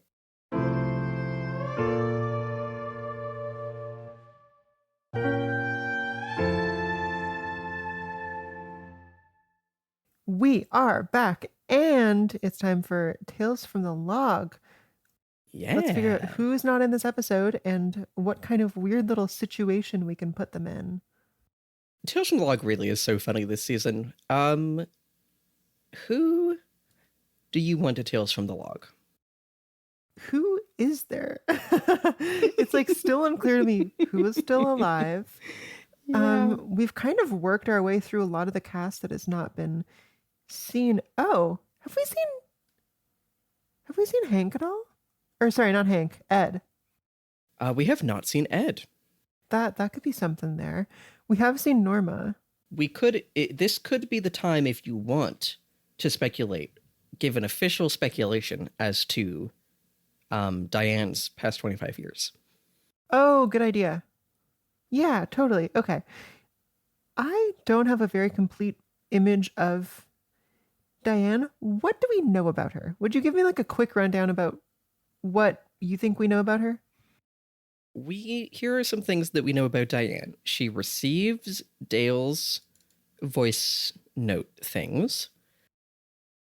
She likes to play little deduction games with him where she changes something minute in her office and sees if he can solve it. That's about all we know, honestly. She is a grade A thing noticer, is my thinking. If she made those little spot the difference puzzles for Dale. I think her past should have something to do with being perceptive. Hmm. I think the wig is really giving me like dance pop star. I don't think that's exactly it. I think she's a little too receded for that. Like she's never been in the forefront in that way. But I think she's had a successful career in the last 25 years in something totally irrelevant to law enforcement. I think Dale's disappearance had her leave the field. Hmm. How come? Like, what about it? Well, if she is said to be able to help with this, she's a knowledgeable person. I would not be surprised if she had picked up on certain signs, certain signs that she might be like a future target. Like, do you think she saw them in interacting with Mr. C, or just like, did he go completely AWOL and she was like noticing things in general? Yeah, I think she had some limited kind of interaction with Mr. C after Dale disappeared. And based on that, she knew something was super off and decided to leave the field just to save herself, basically. But where did she go from there? If they know what bar she drinks at, presumably this is like still Philadelphia. Mm-hmm. So it's not like she went into hiding or anything. Okay. she Diane went into game design. She was making these like interesting kind of countercultural adventure games for girls. Okay, yeah, about noticing things. About Yes. noticing subtle changes in your environment. Um like Critical Darlings did not sell all that well, but she parlayed it into a teaching job at presumably Philadelphia has a university. Mm. Mm, so she is like now a cool but miserable alcoholic professor Uh-huh. who has really, really stuck up opinions about game design. I'm kind of thinking about, fuck, I wish I could find it right now. Someone on Blue Sky yesterday was sharing this like, Oh, the Baldur's Gate lady? yeah, the Baldur's Gate lady. Yes. This was a woman who's been blogging about RPGs for like Yes. 30 plus years, who has the strangest, like most baffling criteria and opinions. And I think Diane is that kind of person. I really hope we can find it and put it in the show notes. I could find it. I think her and Albert will be a really interesting pairing because she is similarly really good at what she does, but also like can be like bitter and cold and uh demanding, I would say. I love that. Like I said earlier, she has seen what this agency does to women it thinks can be of use, and she is really wary. This is, I guess, more of a called shot, but she doesn't trust any of these fuckers around women, basically, Yeah. which is why she now works at. It's 2017. She works at some very progressive university. Hell yeah. She is one of the first at her school to put pronouns in email bio. Email bio? You know what I mean? Yeah. I love this. I love this for her. Hell yeah. That's what Diane's been up to. Making cool adventure games. Tales from the log, baby. Tales. That's it. That's it. Okay. Next up. So we're back to Duncan Todd, who you may recall as being the guy who was in a big office, and he was like, don't ever get involved with someone like him. And he is sitting writing an email.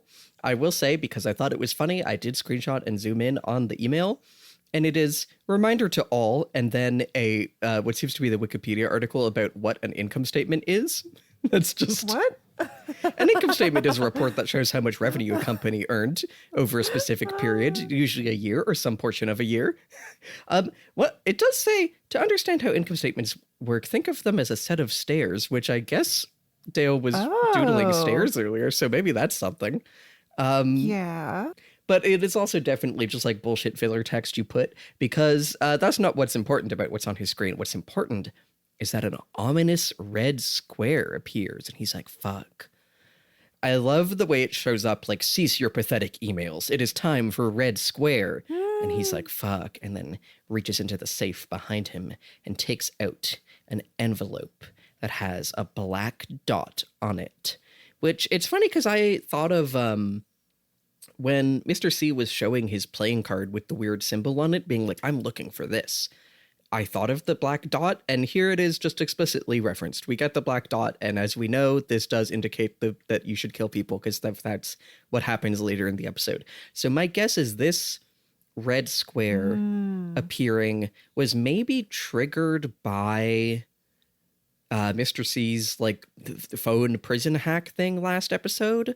Oh, that's a great guess. And in either case, it is definitely signaling that Lorraine, the hitman handler who we saw last time, is failed to kill Dougie, and so it's time to kill her and send another guy to kill Dougie also. Oh shit, that's who it was. Yes. Yeah. Yeah.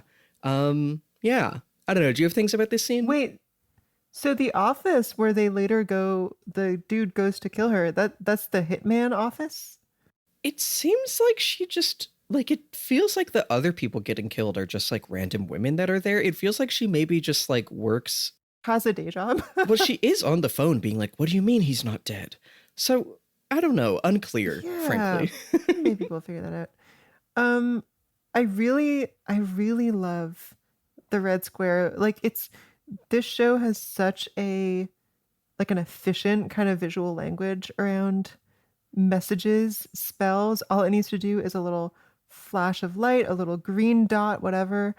Um, and so a red square showing up is all you need, and trying any harder would be trying too hard. Have we seen the red square before? No, it Okay. just like a solid block of color where you would think someone else would be. It just like that's what it said to me, you know? Yeah, absolutely. He seems anxious about having to do this, like having to take out this envelope. Yeah. I think the impression that I get is if this is from Mr. C, Mr. C is the person who Duncan had previously said, like, Don't get involved with you him. don't want to know this guy, right? Yeah, I hope totally. you never know this guy. So maybe he is also sort of having his arm twisted, so to speak. That definitely feels like that is true. Okay. Yeah. Honestly, my only other note on this is shout out to product placement. This is sponsored by Lenovo ThinkPad. Nice. Okay, should I take the next one? Yeah. Okay, pretty short next scene here. We are at the in-call house where Dougie's car was parked and then exploded. Outcall technically, but yeah. Yes, outcall, thank you. The cops are like looking around. One of them finds the bumper of the car with the license plate on it on the roof. And they're kind of like they're taking down the number. They're poking around. And the mom in the house across the street is sitting at the table she has been sitting at in like clear distress, and she's just going like 119, 119. The police are right outside and obviously do not hear or notice or do anything. It's sad how much this has been happening. It really feels like there is a read of like, oh, this is backwards, therefore Black Lodge. Mm-hmm. And I wouldn't rule that out given, like you've said, like the veil is thinner now. Mm-hmm. But it also kind of feels like this is her asking for help in a way that is like wrong or illegible in general, you know, in a broader way. She knows that this situation is not good. Yeah, it's rough. That's all I got. Any thoughts? A very minor note I have. I don't know how much this is anything, but I'm looking at it now. I have the screen share open. Like, so the cop has climbed up onto the roof with a ladder, and then like in this shot, there's like the shingles like on the slanted roof that kind of look like stairs in terms of ladder and stairs of what Dougie was scribbling. I don't know if that's anything or if I'm going fucking what's that? I always forget the name of the fucking guy from that It's Always Sunny clip. Pepe Sylvia? Yeah, I might just be going Pepe Sylvia. Unclear. But I don't know. I don't know. The stairs and ladder thing. Oh, it's a stair and ladder, Sadie. Yes. Yeah. You're totally right. Yeah. There's a ladder. That's not a symbol we've really seen. So, but yeah, I think this is kind of, again, just like a brief check-in on that. And we have honestly a couple kind of quick check-in back-to-back, because then we have, unless you have more to say about this one, we then have the next one. Yeah, sure. Okay, last quick note here. Reminded me to touch back on this. But if the ladder and stairs were like on the papers are an indication of fraud by his coworker, I wonder if his coworker is somehow implicated in these threats on Dougie. That's my... I wonder also. Yeah. Anyway, we are at a motel. The little man we were talking about, Ike the Spike Stadtler, they never tell you any of these people's names. Yeah, just another guy who's only named in the credits as Ike the Spike. As Ike the Spike.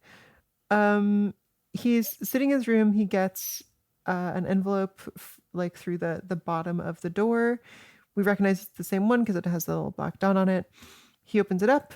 There are photos of Lorraine and Dougie. This very, in my notes, I don't know what to call it except like Pornhub type music. Yeah. Starts playing like very cheesy bow chicka wow, you know? Yeah. I also wrote, like, what the fuck is this royalty-free hip-hop beats? I think it might have also been the same bullshit royalty-free hip-hop beat that was playing when we saw Lorraine a couple episodes ago. Because I definitely remember when she was on the phone being like, make sure you get him. There was like some bullshit royalty-free hip-hop beat playing. So it could be that it's the same to kind of make that connection, maybe.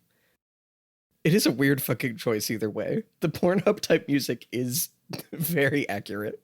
And then it cuts out so hard when he takes out his, I had it down as a screwdriver. I guess it is the spike, the titular spike. Yeah. But he takes it and he just like stabs Lorraine's picture. The music just completely stops, does not even fade anything, then stabs Dougie's picture. What what is this doing? I guess just showing us like he's the killer. It's being sent to him and he's gonna get them. And he those are the photos of them and he stabs them to show that he's ready to kill. Totally agree in terms of like setup. What is it doing artistically? What is it?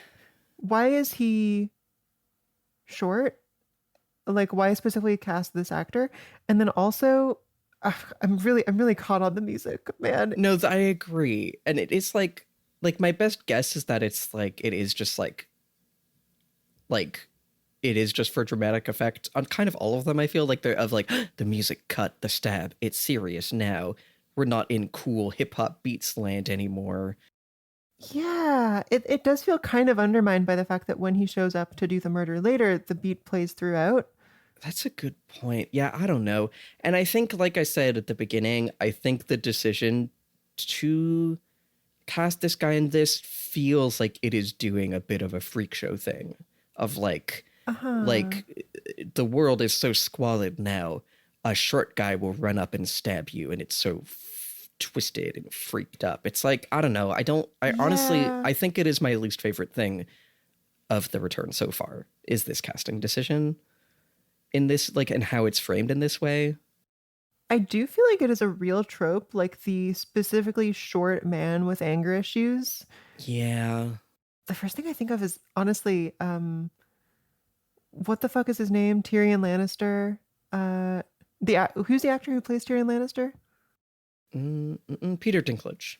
Okay, yeah, Peter Dinklage, not in Game of Thrones, but in Elf 2003. Oh, he plays like Buddy's dad's boss or something like that. He's like a totally emasculated dude who like resorts to violence, but it's funny because he's small and not threatening. Like that kind of feels like what this is doing, and not like not thoughtfully, mind you, not critically.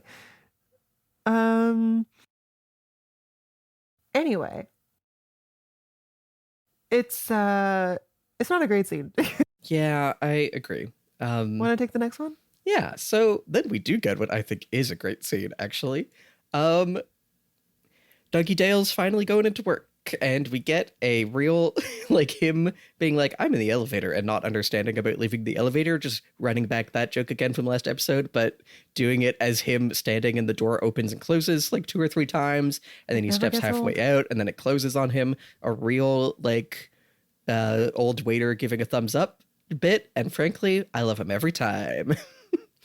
I like how they're letting Dougie wear his normal suit now and not his fuck-ass green suit. Oh, I kind of miss the green suit. Yeah, maybe me too. Anyway, he steps into like the big central area and the boss is like, Jones. And I love that, like, because of how it's like echoing around in this big empty space, he like can't tell where the sound is coming from. That's what's happening. Oh. Yeah, and it really, like, everything like this is what it was like when Dale was like in part 3, when Dale was like so like what the fuck, trying to make sense of everything in the Black Lodge or wherever the fuck he was, and all that. Like that's what it's like for Dougie walking into Big Thing and hearing someone say Jones and not knowing where from. So he gets guided in by the intern from last episode, And we see Anthony Sinclair watching him like, And the boss basically starts like going through the papers. He's like, what the fuck is all this? How am I supposed to make sense out of this? And, we get Dougie again doing his like, make sense. At one point, he's just like, help Dougie in a way that really gets me. And as the boss is looking through it all, Dougie is looking up at the battling Bud Mullins poster and trying to like imitate his fists up and like switching his coffee cup from hand to hand so he can do both fists. And then like I wasn't sure if the boss was going to react to that. Like, is it like, Dougie, you're right, I should be a fighter, or is it like, is there like a subconscious bonding happening over like that they're both men that are defined by a past self that they have lost, in some way? Oh, wow. But I really like that. Regardless of all that, through looking at the files, the boss is like, wait a second. Oh my God, these are all saying something. And it's not spelled out to us at all, but he kind of looks through it all. And at first he's looking through it like, what the fuck? And then he kind of shifts into like, wait a second. Oh my God. And he's like, yeah, Dougie, you've certainly given me a lot to think about. Keep this to yourself. This is disturbing, to say the least. And he gets up and goes to like shake his hand, and Dougie, again, just trying to imitate him, kind of puts his hand out and then like swerves away to hold his hand out the other way. He's really like, yeah, I'm supposed to do what you do. And the boss is like, you're an interesting fellow, in a way that, what it really reminds me of is he's like, I must say, Dougie Jones, you steam a good ham. It's never occurred to me before, but Dougie's like repeating things from trusted figures also feels very Leland Palmer / Cycle of Violence, right? All he can do is copy things. Yeah. Yeah, I love that. My main thought here is Dougie's boss starts the scene saying, I think you may need some good professional help, Dougie. And then by the end, he's like, oh no, Dougie is good at his job. Good job, buddy. Handshake, whatever. And so basically because he's doing a good job, that means he doesn't get the help he obviously needs. And I wonder, like, this may not be intentional, but it makes me think of like how people talk about like being like high functioning, quote unquote, autistic, right? Like being someone who can manage a lot of things means that you do not get other kinds of support you need. I'm like out over my skis here, but it is really sad that him succeeding means that he didn't get to go to the doctor today, and he doesn't get the help that his boss is talking about. Yeah. No, I agree. I think it's like, it is like kind of mixed up in everything going on with Dougie, but I do think that like is a current that is very strongly there in how Dougie is like moving through the world and how people are reacting to him. But yeah, I think this is fun. I like that his insurance vision paid off. I'm excited to learn what the fuck he learned. Do we want to go to Janey-E's big scene? Yeah, please. Oh my God, this is such a good one. It's really good. Okay, so this is Janey-E going to actually like, meet those loan sharks at the park. And she's like, okay, well then tell me what the fuck happened. Why does he owe you money? And they're like, listen, he made a football bet for 20 grand. He took that out from us. And there's interest. The fucking meter's still running. It's $50,000 now. And she's like, 52. Yeah, exactly. She gives her epic speech of, she's like, listen, my husband borrowed $20,000 and you want to pay back $52,000? Now you get this straight. My husband has a job.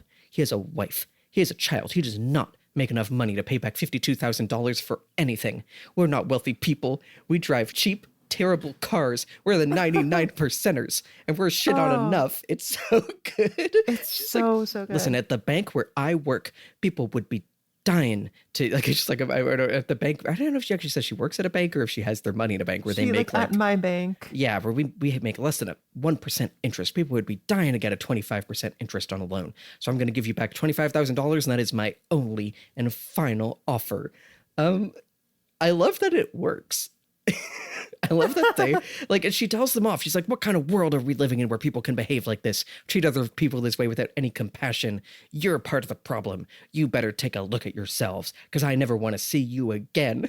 So I love that, like, I don't know, it's kind of like, I think a lot of what we've been seeing in season 3 is like the kind of cynicism and evil and grimness of the world is like overtaking the like bright naive belief of like Twin Peaks, the town or show. But she is someone who can go to meet some loan sharks and give them her like impassioned speech and talk some sense into them, and it works, and they just take the 25,000. And like, as she's walking away, she like slams the car door, she gets in the car, and they like flinch, you know? It's so good. There's only one moment where one of them even tries to push back on this. One of them goes like, nevertheless, lady, and doesn't even get to finish those 2 words. I'm telling you, as a loan shark, if you're hitting the nevertheless, that's it. You're fucked. Like, you're done. It's over. Way too many syllables, buddy. Yeah. I love that she is totally fearless, because like she literally just does not have time to be afraid. Like, it's just not practical for her. Yeah. It's also because like they did get like, what was it, 150,000 or something from the casino. They could pay them back, but she's like, no, on principle, we're not doing that. Yeah, they got 425,000. 425 even. Yeah, absolutely. Yeah. I can't help but notice that the amount owed was 52,000, and she gave them 25,000, which is like, 52, 25, that's reversed. Oh, that could be fun. A little something. I think my other big note is like her delivery is like the same kind of type of delivery as the scenes that we've seen her with Dougie, but it's like that actor has like turned the believability dial a bit more to the like realism. Like as she's giving this, it feels more naturalistic than when she's like, oh, Dougie, you know? Huh. It felt pretty played up to me. I think it is still played up, but I don't know. Maybe it's just that like it's played up, but it feels like she is doing it from like a real emotional place. You know what I mean? Yeah, that's very true. It kind of feels like theater acting, honestly. I would not know about that. Where I guess like, the whole thing that they say is like stage acting, you need to play it up more because the people from like, in the back row 20 feet away need to like get the sense of like the emotion that you're delivering, like whether it's your face or your body or how you're saying it is just more played up. Whereas like movie acting is more like you are playing it a lot smaller because there's a camera right in front of you. Like it feels like the way that she's delivering this is the way that someone performing to the back of the room would, That's cool. Naomi Watts is so good. Yeah, absolutely. It kind of feels like an impassioned like political speech or something to me. Like it feels really not rehearsed as in insincere, but like media trained or something. It feels like a post to me. It does. Well, and honestly, I think it's like the original run of Twin Peaks didn't know what politics was. No one, okay, like obviously it was in the 90s, but like also like no one in the original run of Twin Peaks would have said we are the 99%ers. Like I don't think those characters would have known what like the 99% or Occupy Wall Street or whatever is, you know what I mean? Yeah, I don't think any of them were really thought of as having personal political views either. Yeah, and that's changed. Like now. I don't think they're necessarily liberal or conservative Twin Peaks characters. Yeah, 100% it's changed. And it is really worth saying, like, I think I keep talking about the delivery being like intentionally like wooden or like playing to a specific kind of delivery that does not feel realistic. But I think it is really worth saying, like, I think you need to have a lot of control as an actor to be able to deliver that convincingly and have it still be coming from a real emotional place. And I think like, yeah, Naomi Watts and like a lot of the actors in this show that are doing that, I think that is like a really impressive and precise way of acting. And I think it could be very easy to watch it and be like, this is bad acting. And I think it is like, it's actually really hard to do. Yeah, shout out. Anyway, then we get the spike resolution. Yes. Oh boy. Okay. So, cut to an office where maybe hits are being called from, but maybe it's just sales. Ike the Spike walks in. Well, first we like hear a scream. Lorraine like looks up, seems concerned. Ike the Spike like runs in, very gorily and like honestly like effortlessly kills her. Um, My note enormous was like, contrast. he's really like mixing the soup.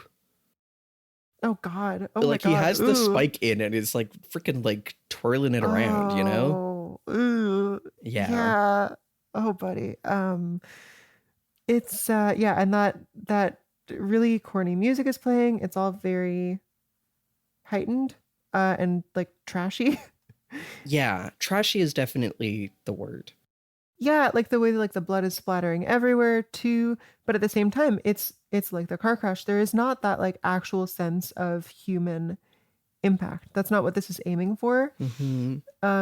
Compare with when Mr. C kills that woman in like the second or third episode, where it's just like agonizing and drawn out. That felt really physical and tragic, and this feels like a bad movie approach to violence on purpose. But yeah. Anyway, so from there, like another woman walks by the doorway, like sees this.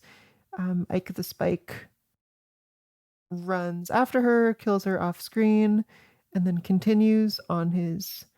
Well, maybe he's done. He notices that his spike has been bent, and he gives like a genuinely sad, "Oh no!" Yeah. Like a very like weirdly vulnerable, "Oh." Yeah. And that's it. I think I said a lot of what I said before. I think the casting decision and the framing of this character being a little person is, I think, questionable.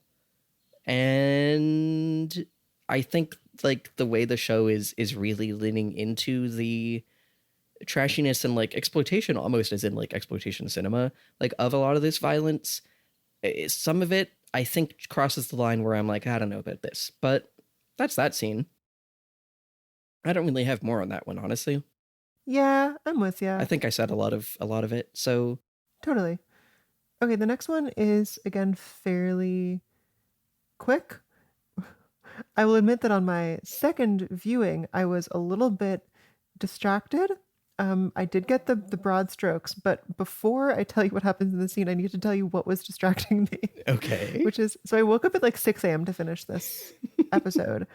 And I got a little, I was like messaging someone back during the scene, and then I got an ad on my Instagram for an Instagram account called Shinin Elevate. The bio says Elevate, where Chinen excellence rises. This is like China plus the letter N. Identity and awareness. I am Chinen. Bright ideas, big impact coming soon. And so it just gave me like an ad for like, here's a Chinen spotlight. And it's like people like Michelle Yeoh, table tennis player Ma Long. I don't remember how to pronounce her name. Loifi, the jazz musician. Yo-Yo Ma. It is a bunch of like ethnically Chinese people, but it is calling them all Shinin. I've never encountered this in my life. Oh, one of the first posts says, I am not Chinese, I am Chinin. I don't know why this is, but I just I needed to at least try to figure it out for a little while. And so I did not pay the most attention to this, but here are the broad strokes. Okay. Richard has like finished driving. Oh, I thought you were gonna give me the broad strokes of China and Elevate. Sorry, it's still coming soon. I just love I've clicked on one of these posts and it says, you know you're China when ... And there's one comment, it's just someone saying, you speak Mandarin. Anyway, so that's the I don't know, that's the Instagram page that Lily found, everyone's favorite segment. I like how you claimed this scene. I did. Because I can still do okay here. Okay, I can hold my own. Uh-huh. Okay. Richard drives to a like kind of secluded field where a couple other like abandoned cars are parked. He hops out of his truck and he just like examines the front. He like the grill. He sees that there's some blood. He goes like, ah, shit. He starts like wiping it off. And that's kind of the scene, right? Yeah, that is the scene. What I will say is, one, we get some like more electricity crackling in this, and that seems to be really happening around this guy. Something about this guy is like particularly channeling the electricity, the thinness of the veil, the like spirits moving through. My other note, Ford product placement is back, and my final note is yeah, I know. Wait, the car just killed a child. Yep. I think, well, and I think that is what I mean. I think that is part of the they must have just taken on basically like every product placement deal that they could, and I think deploying some of them like this is really interesting. Cuz it is very like literally the Ford logo is on that front of the car that he is cleaning the blood off of. You know? That's crazy. It feels very intentional, right? As like they're taking this and throwing it in and complicating them whenever possible. Yeah. And my final note is like so we had the very pointed scene of him and Miriam like making eye contact as he drove off, and we just saw a scene of Ike the Spike killing some women who were bystanders to his murder. I continue to be worried, is what I will say. You continue to be worried about, for Miriam? Yeah, I just feel, I don't 100% remember how it plays out, but they're giving me some foreshadowing that I don't love. Yeah, that's very fair. Eee. Yeah. I hate when girls die. Now, in the penultimate the penultimate scene of the episode, we finally get a clue that we have been waiting on for like 4 episodes, it feels like. So, Hawk is in the bathroom. He just took a piss. He goes to take his phone out. Oh no, he knocks a coin out of his pocket. It rolls into the bathroom stall. He goes to pick it up, and he sees that on the coin is a guy with a headdress. I said Indian head coin earlier, which I was like, is that what I should be calling it? But I think that is just what those are called, which was... there was like a 1-cent coin, which I actually don't know if that's what this one is, but there was like a particular coin that was produced, which actually, now that I'm looking at it, is different from this one. Because what I was going to say about that one was that it was like the Lady Liberty with a headdress, which I think is like a very particular like erasure and like self-indigenization thing going on. This is, I guess, something about different, because this is just like a guy with, actually, I guess not a headdress, but some feathers in the back of his head. So not really an Indian head coin. I take that one back. But he does see that, and he's like, huh. And then he looks around, and he sees that the door of this bathroom stall is by Nez Perce Manufacturers. And he's like, wait a second. Mm-hmm. This has something to do with my heritage. And he's like looking around the stall, and I love that, like, because he's in clue mode, you know, like he is like he was, you know, a couple episodes ago, like, is it about the bunny? He's kind of like, man, fuck it, I gotta check, because he sees that there are 2 like screws that are missing from the top corner of the stall, and he's like, well, I guess I gotta, this is the best lead so far. He like gets a crowbar and pries it open. As he does, of course, Chad comes in. Chad, who we hate. Yeah, Chad, who we hate, with a mug and a book. This guy was really setting up for like a real shit. I feel like a book is one thing, but what are you doing bringing your mug of coffee into the bathroom with you? Like, wow, that's so gross. That's what I'm saying. Fuck off, Chad. Anyway, he's being a shithead about it, but he does finally pry it open and find at the bottom there are some pages in there. Yeah, this is huge. Yeah. I really love how indirect Margaret's clue was. I know, yeah. It wasn't like, look in the door, you know? Yeah, no, oh my God. Something to do with your heritage. This is like the last thing, literally the last thing you'd ever think of. It feels to me, uh, oh, it feels post Sherlock is I guess what I'll say. Like it Uh-huh. makes sense to do clues this way in a world where like kind of the prestige mystery thing to do is like have there be no way that a viewer could ever actually solve the mystery. Uh-huh. To be fair, original run of Twin Peaks was kind of on that as well. I totally agree. There, I honestly kind of found it frustrating because I felt like the Mm. show was giving you little nudges of like crack the case, Mm-hmm. solve the like find the answers, even though that wasn't possible. Mm-hmm. That itself served a purpose because it kind of put you in Dale's shoes, for example. Mm-hmm. And he ultimately basically, failed. But I do really like how unpredictable and like not arbitrary, but following a logic that I cannot track. All of this stuff has been, including like the Dale insurance stuff this episode. And I think it is really, yeah, it feels a lot like that. And it is like a clue in a way that, like, if this came from the log, there's no way that Margaret could have known that this is how he would get to here. You know what I mean? Yeah. Yeah. And also, how the fuck did that get in there? And do you have any guesses about what these papers are? I mean, who's been in this bathroom for sure is Philip Gerard years ago. That's true. We did see him kind of like, yeah, he had that whole sequence. So that it would not surprise me if he had hidden something here. It's like not inconceivable either that it could be like something written by Laura Palmer. Although I think that would have been played more bigly, Hmm. I think he would have kind of been like, holy shit, oh my God.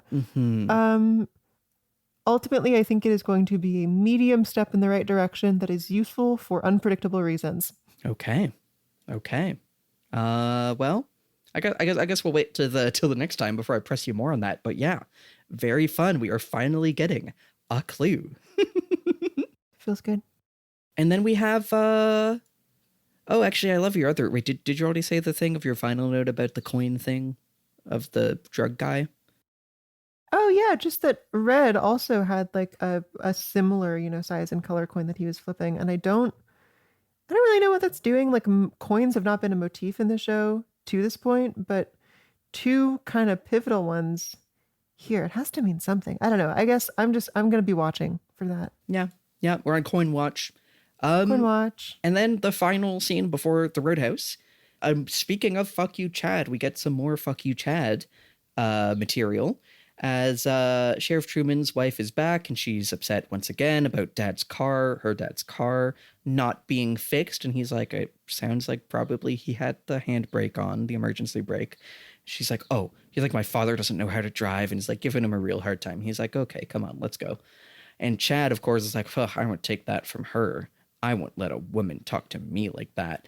And I don't know if we are told the name, but the woman who, oh, actually, wait. Her name is something Brown, Officer Brown, who's the woman who was, At the big computer terminal? yeah, like working the kind of like, hello, 911, is like, dude, go fuck yourself. You come on, her son committed suicide. He's like, it's a free world. I can voice my opinion. Oh, yeah. He couldn't handle being a soldier, doing like a boo-hoo, just really piling on that this guy's a real piece of shit. Yeah, the fact that it was like PTSD from war. I mean, Yeah. it's like cartoonish, right? Yeah, absolutely. I Yeah. feel like that is like the biggest shortcut to get an American audience to hate a guy. He disrespected the troops. Yeah, absolutely. And I think, I don't know, this is like, again, it's interesting thinking about this in terms of what you were saying. I think last episode, it's funny, whenever it's been like a couple of weeks since we recorded, I'm like, what even was the last couple episodes? But, Hmm.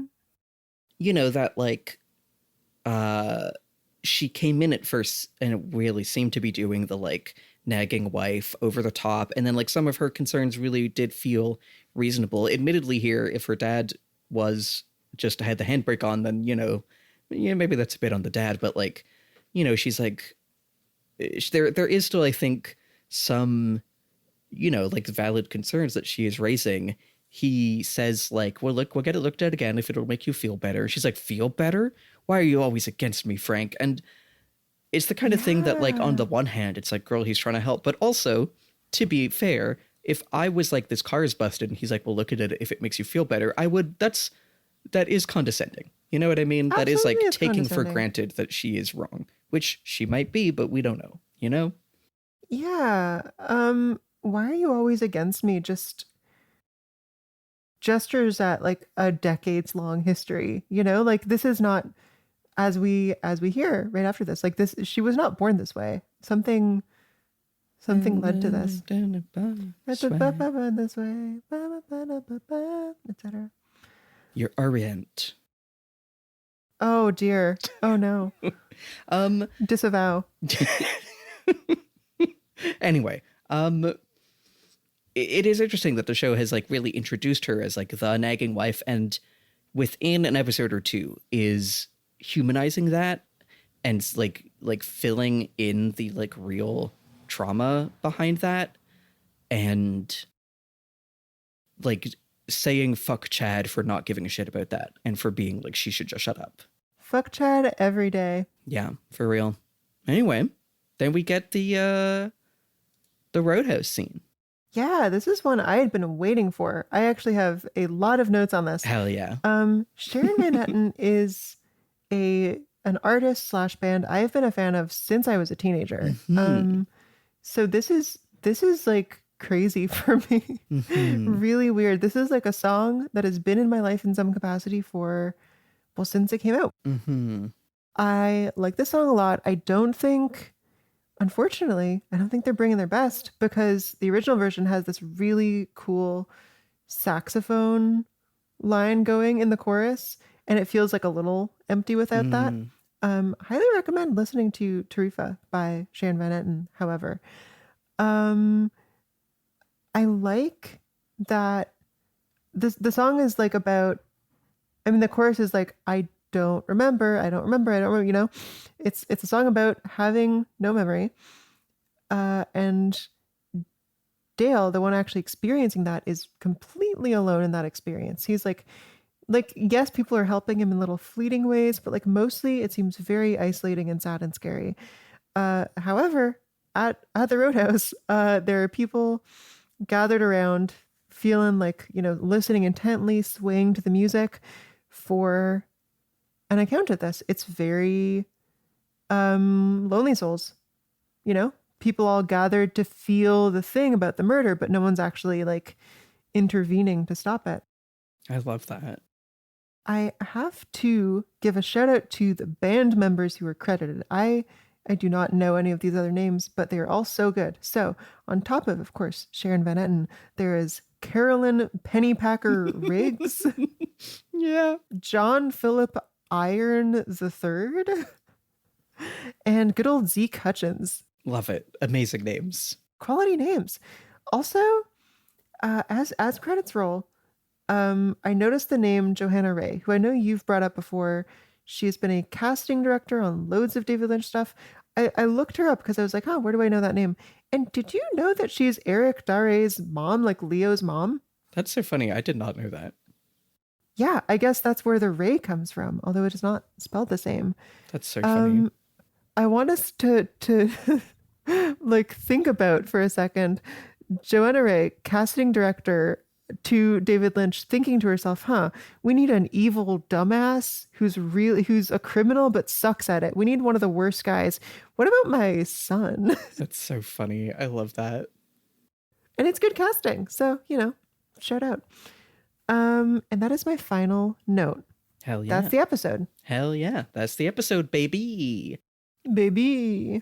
If you hear purring by my lovely cat, whose birthday it also is today. Wow. You're welcome. Yeah. Wow. She was born on this day in 2020. Oh, cutie. Okay, did you have any crazy dreams? Nothing comes to mind. How about you? I think that is also true for me. Okay. Lily's Nothing Corner. Lily's Nothing Corner. Next up. Okay. Oh, she's purring. Last Hello, time, baby. I can hear the purring. Aw. So last time, our predictions were Dougie will keep being blessed by the lodge, which will help him get home. He will return to the casino and see the slightly Italian-American guy talking to some shady mob figures. He'll know there are financial crimes afoot. The mob guys see him and try to beat him up, and it's only stopped because his coworker is there and knows he'll be in big trouble if he allows it to happen. And now their fates are bound to one another. I like how this was one where last time they were like, okay, Dougie, here are your case files. And you're like, no, he's doing something else. Which, to be fair, the show does do. Easily could have happened. Like, he does keep getting blessed by the lodge, and he found about some financial crimes, but I don't think we can give you this one. You know, that's fair. Dr. Amp will by happenstance stumble onto a genuine conspiracy. The Woodman will appear as the forces of evil. Dr. Amp will have the choice between partnering with and benefiting from it or fighting the evil. He will choose to partner with the evil as Leland Palmer did, and he will become compromised in his legitimacy as a streamer. This is a real, they showed us him last episode, and so it's easy to be like, and he'll be the next episode. Nope. Not at all. Not whatsoever. Oh, well, shit, we should have done that for Tales from the Log. Everything I said, it was happening, just off screen. Yes, exactly. And the one that was on ice was that the woman who they mention as who they should talk to will be Diane, which was correct, but she was not played by Catherine Keener. New agey into crystals, up in the air, sprightly like Dale. I would not say so. And I would not say from what we have seen so far, I don't know that she's built up an idyllic idea of Dale. That's unhelpful. So, can't win them all, but you did call it was Diane, so I will give you that. Lily, what do you think happens next episode on Twin Peaks? I'm just looking through what we've talked about this episode. Yeah. I think open threads are, and as always with these are things that could be resolved next episode, or they could be resolved in several episodes. Ike the Spike is presumably going to go after Dougie. We could find out what is up with those pages. Yeah, both of those feel pretty likely to me. Like, those feel important and pressing enough. Let's make the first guess about Ike the Spike. Killer name. Yeah. By the way. Also, we could actually presumably see a more conversation between Diane and Albert. Yeah, I feel like we spent enough time on her in Tales from the Log, so maybe I'll save that. Sure, yeah, that makes sense to me. Okay, Ike the Spike is definitely going to make a beeline for Lucky 7 Insurance. He's gonna take a taxi over. Okay. And the taxi driver will notice that he is covered in blood, but not really remark on it. Or maybe try to bond with him somehow over like, messy day, huh? I don't know why I'm predicting that, but I am. It does feel honestly in line with the show's kind of like the way people react to violence is like it's a bit more part of everyday life and people don't react correctly about it. Well, thank you. I feel like you've just made my silly thing make a little bit more sense. He's going to show up at Lucky 7 Insurance. His implement is still bent, mind you. The receptionist or security guard or whatever will immediately be alerted to this guy carrying what seems like a weapon, seeming very angry and covered in blood. The receptionist will try to call like a lockdown or something, but it will not make a difference. Dude will make his way up to wherever Dougie is and try to stab him, but it doesn't work because of the bent implement. The younger dude who is always carrying 12 coffees goes like, run, Dougie, run. So Dougie runs for the first time in his life, mind you.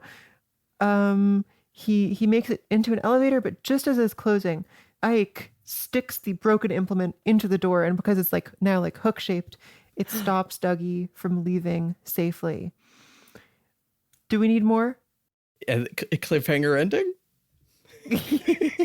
Yes. Okay. The next episode is a oneer, and this is a real-time standoff that takes 58 minutes. Love it. Love it. However, meanwhile, because I do want to make a second prediction, so these will be mutually exclusive, but the papers found in the bathroom stall, I truly don't know. So if your idea is that Philip Gerard put him there, what would Philip Gerard, like, what would he have that he'd be like, I got to put this here, either to hide it or for later or something? Well, his role in all this is very ambiguous, right? Like, Mhm.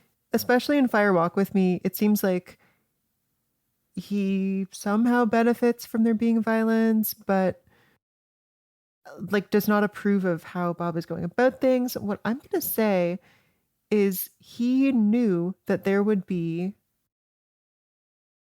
well into the future a need to rein things in and deal with Bob. And so he planted some like hints here as a sign in case he could not return in the physical world. Mm. I want to guess a little bit about the actual contents, though. I could use some guidance. I could use some nudging along. I mean, it's tough because I know what it is, and Oh, sure. I could give you a little hint. Okay. We have already seen, in what we've watched to date, a pretty good clue, a pretty concrete clue of what this will be. It's not in the return. Oh. There's something that you're forgetting from something we've seen before now. Yes, I'm sure that's true. That is likely. We started the show 2 years ago. I'll give you one more clue. I guess I'll say that a bit more concretely. The thing that is written that's in there, we've seen a character write it with our eyes. We've seen a character write it. Yeah. Oh,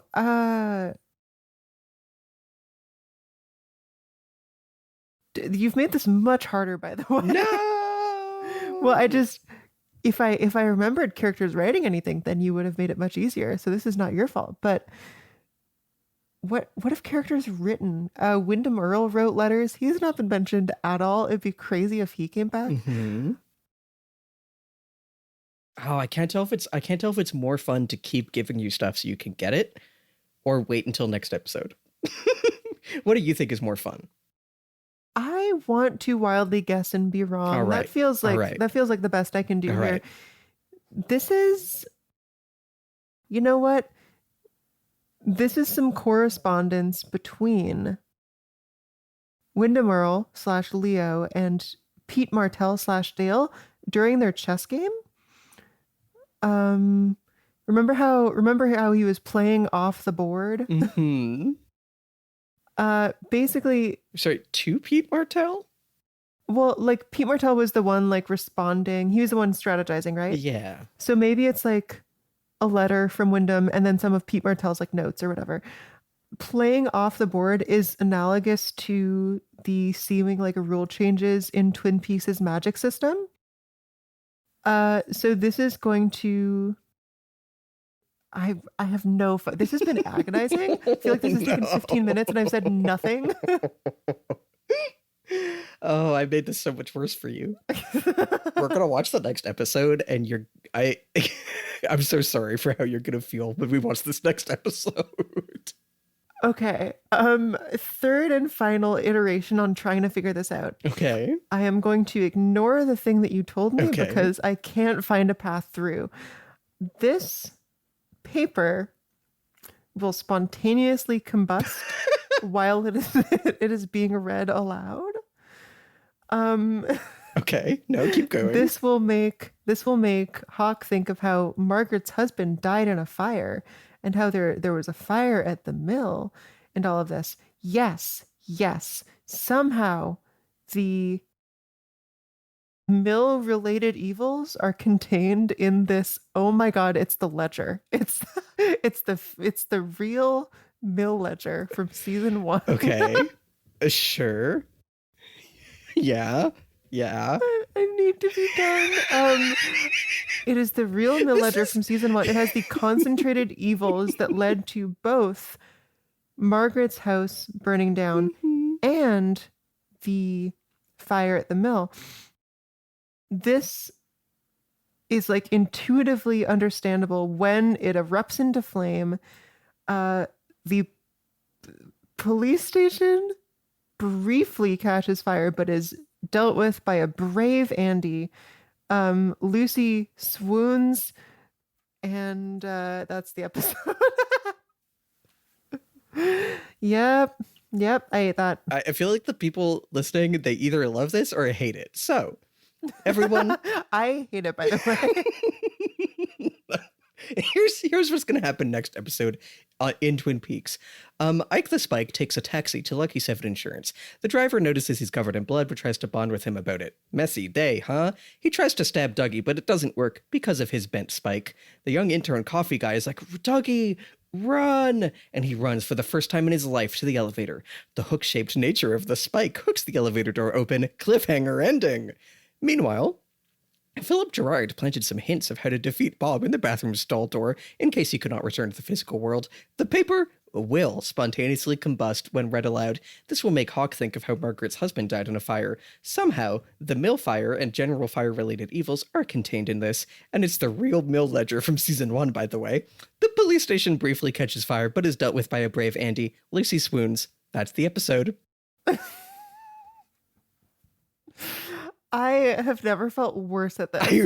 I know. I was like, and the worst part is there's a non-zero chance that by the time you watch, like before you watch the next episode, you're going to be like, oh my God, this is what it is.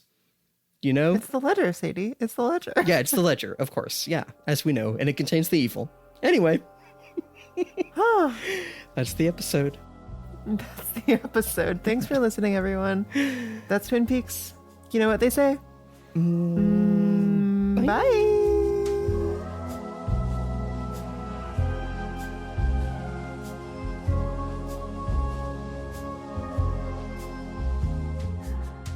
TSTV is hosted by Sadie Avery Lake and yours truly, Lily Alexander. Our music is by Jamie Page, the show art is by Maya Fernandez-Giles, and this episode was edited by me. If you have any burning questions or comments, we would love to hear from you. Please send us an email at hello@tstv.show, and we may respond in a future episode. Thanks for listening.